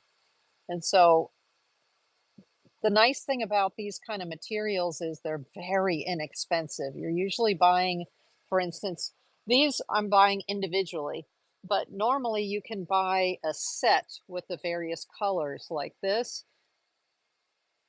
in a pack, and it's like $6 or $7. Um, so treat yourself for sure to something like that. And if you're new to working with materials like this, I recommend that you try. Now, this is, like I said, this is the Legion smooth paper, but I would suggest that if you're new to doing this type of work with the dry media, that you try first. If you want to do black, white on black, try this mixed media artist loft black paper. If you want to try, like for instance, here, a combination, you get this kind of Canton pastel assorted colors. Phenomenal. You are going to love it. It does have some texture, and that takes some getting used to. This is smooth and this is textured. So it's a little different working on a textured paper. And so the nice thing is to try both, but this is very reasonably priced. You can find it in a lot of stores, this Canson pastel multicolor paper. Fantastic. So if you want to dabble in it and try it, that would be the smooth I would recommend is to get either this Strathmore marker paper or the Bristol Canson smooth Bristol paper. You know, a lot of times the big box stores will have paper where it's buy one, get one, uh, 50% off or something like that. That's when I go buy paper. Sometimes Blick will have the Cansons where it's buy one, get one free. Oh, thank you. Ochi, yeah, the bird was out of one of the books that I showed you. That first book, that design. So there's a lot of dust here, a lot of dust, but that's okay because I have this. So I wouldn't do it outside with lots of wind, that's for sure. Let me show you in the book where that bird was. So that was the drawing workshop book by DK. And back here, I marked it. Nope, I didn't mark it. That was drawing shells, which they have. You see that amazing example of drawing shells they take you through, and then portraits, and they do all the different things. Okay, let's see, where was it? It's coming up. It's the next tab. It looks like I have in there. Don't I have another tab? Yeah, I do. Okay, right here. There it is in the book. So I just looked at the picture and did it with the colors that I had. And it's on a textured paper. So that's why I put my bird on the textured paper. And I used these pencils, these 3 pencils, and the one that's green that I showed you, this green tinted charcoal, and then the regular charcoal. So I used these 5, and that's where I created this from. So it doesn't take a lot of materials to create cool things with these kind of pencils and sticks. Let's see, with this one, I'm going to come in here. So after I would put down this initial layer and get rid of the little bitty bits, then I would go back, and I like my final layer to be chunky, meaning you see the strokes of the artist. So I start out by doing with these dry media, even if it's graphite. I like to use the blending stump with the graphite and pull it out and get any little extra, like remember this was graphite, so if I want to get any shadowing going, I pull that out using this, and then the final layers I go in on top. Oh, thank you, Art Lines. It looks like you went in and purchased something. I appreciate it. Okay, here we go. So I would get that base layer, like creating a background, as it were. And then I come back in with the pencils or the Conte, and I do more stroke work. And that's whether I'm working with pastels, anything like that. You see here, I'm thinking, I kind of need to make that a little rounder right there, and I need to change the shape a little bit. So I can do that with this contour. I can do it right like that. So I change that up a bit. And let's see if I want to bring this out this way. You see how I'm able to come in and sort of change it a little bit while I'm working with the blending stump. The blending stumps are so cool. If you haven't used them before, you're going to love them. There we go. And then let's get the dust off like that. See how I just go around it, get the dust off.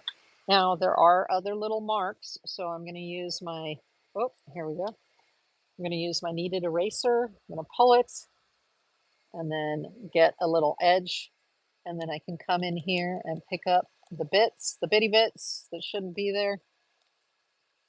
Fantastic.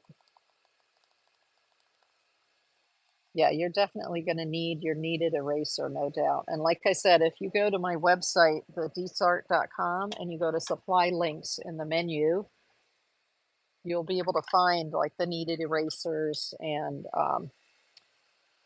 all the different types of pastels, links to go get those. Okay, cool. So just periodically I come in and I clean it up, because especially if you're sticking your hands in different places, you can end up getting the dry media where you don't want it. Okay, there you go. And then I may want to build some drama. So now that there's a base there, I would actually spray it with a fixative. So this is the Degas fixative by Spectrafix. This is nice because you can use it in your studio. This one you need to take outside because of the propellant in it, and it stinks, and you don't want to breathe it in. This one is a casein, which is a milk derivative, and this is what Degas used. That's why they call it the Degas fixative. And you can use it right in your studio. So if I want to fix this layer before I add more layers on top, what I do is I move everything out of the way because I don't want to get fixative on here. Otherwise it'll make them all stiff. So I move them out of the way. Sometimes I'll take paper towels and I'll just cover up, my materials over there. And then I will, this, you shake it, and then you hold it up, and you want the spray to come down like this. So let me see. I didn't quite get all the little bitty bits off of there. You don't want to fix the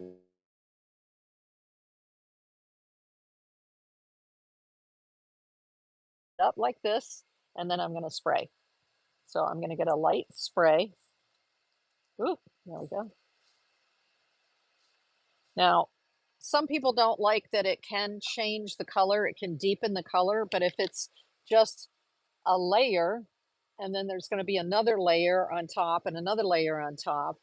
For me, it doesn't matter. My final layer, I usually will not spray. So that depends on you as an artist, what your decisions making is, whether you prefer to have your final layer sprayed and locked in, or whether you want to just leave the top layer with your expressive strokes. And right now I can see like little dots on there. And then, but it's beautiful. It dries beautifully. And then you can go on to your next layers. And what I like to do in those next layers is get more expressive. And so what I mean by that, I'll show you over here. For instance, in that red area, I might take a different color, slightly different color. And then instead of smudging like this, I might do strokes like this. So what I'm doing is I'm tapping, tapping, tapping, and that's getting strokes instead of a smooth surface. And that's how you can build interesting visual texture with these materials and build up the layers. Now, it's still a little bit wet, so I wouldn't want to go in and do that yet. You have to give it 10 or 15 minutes before you can put another layer in.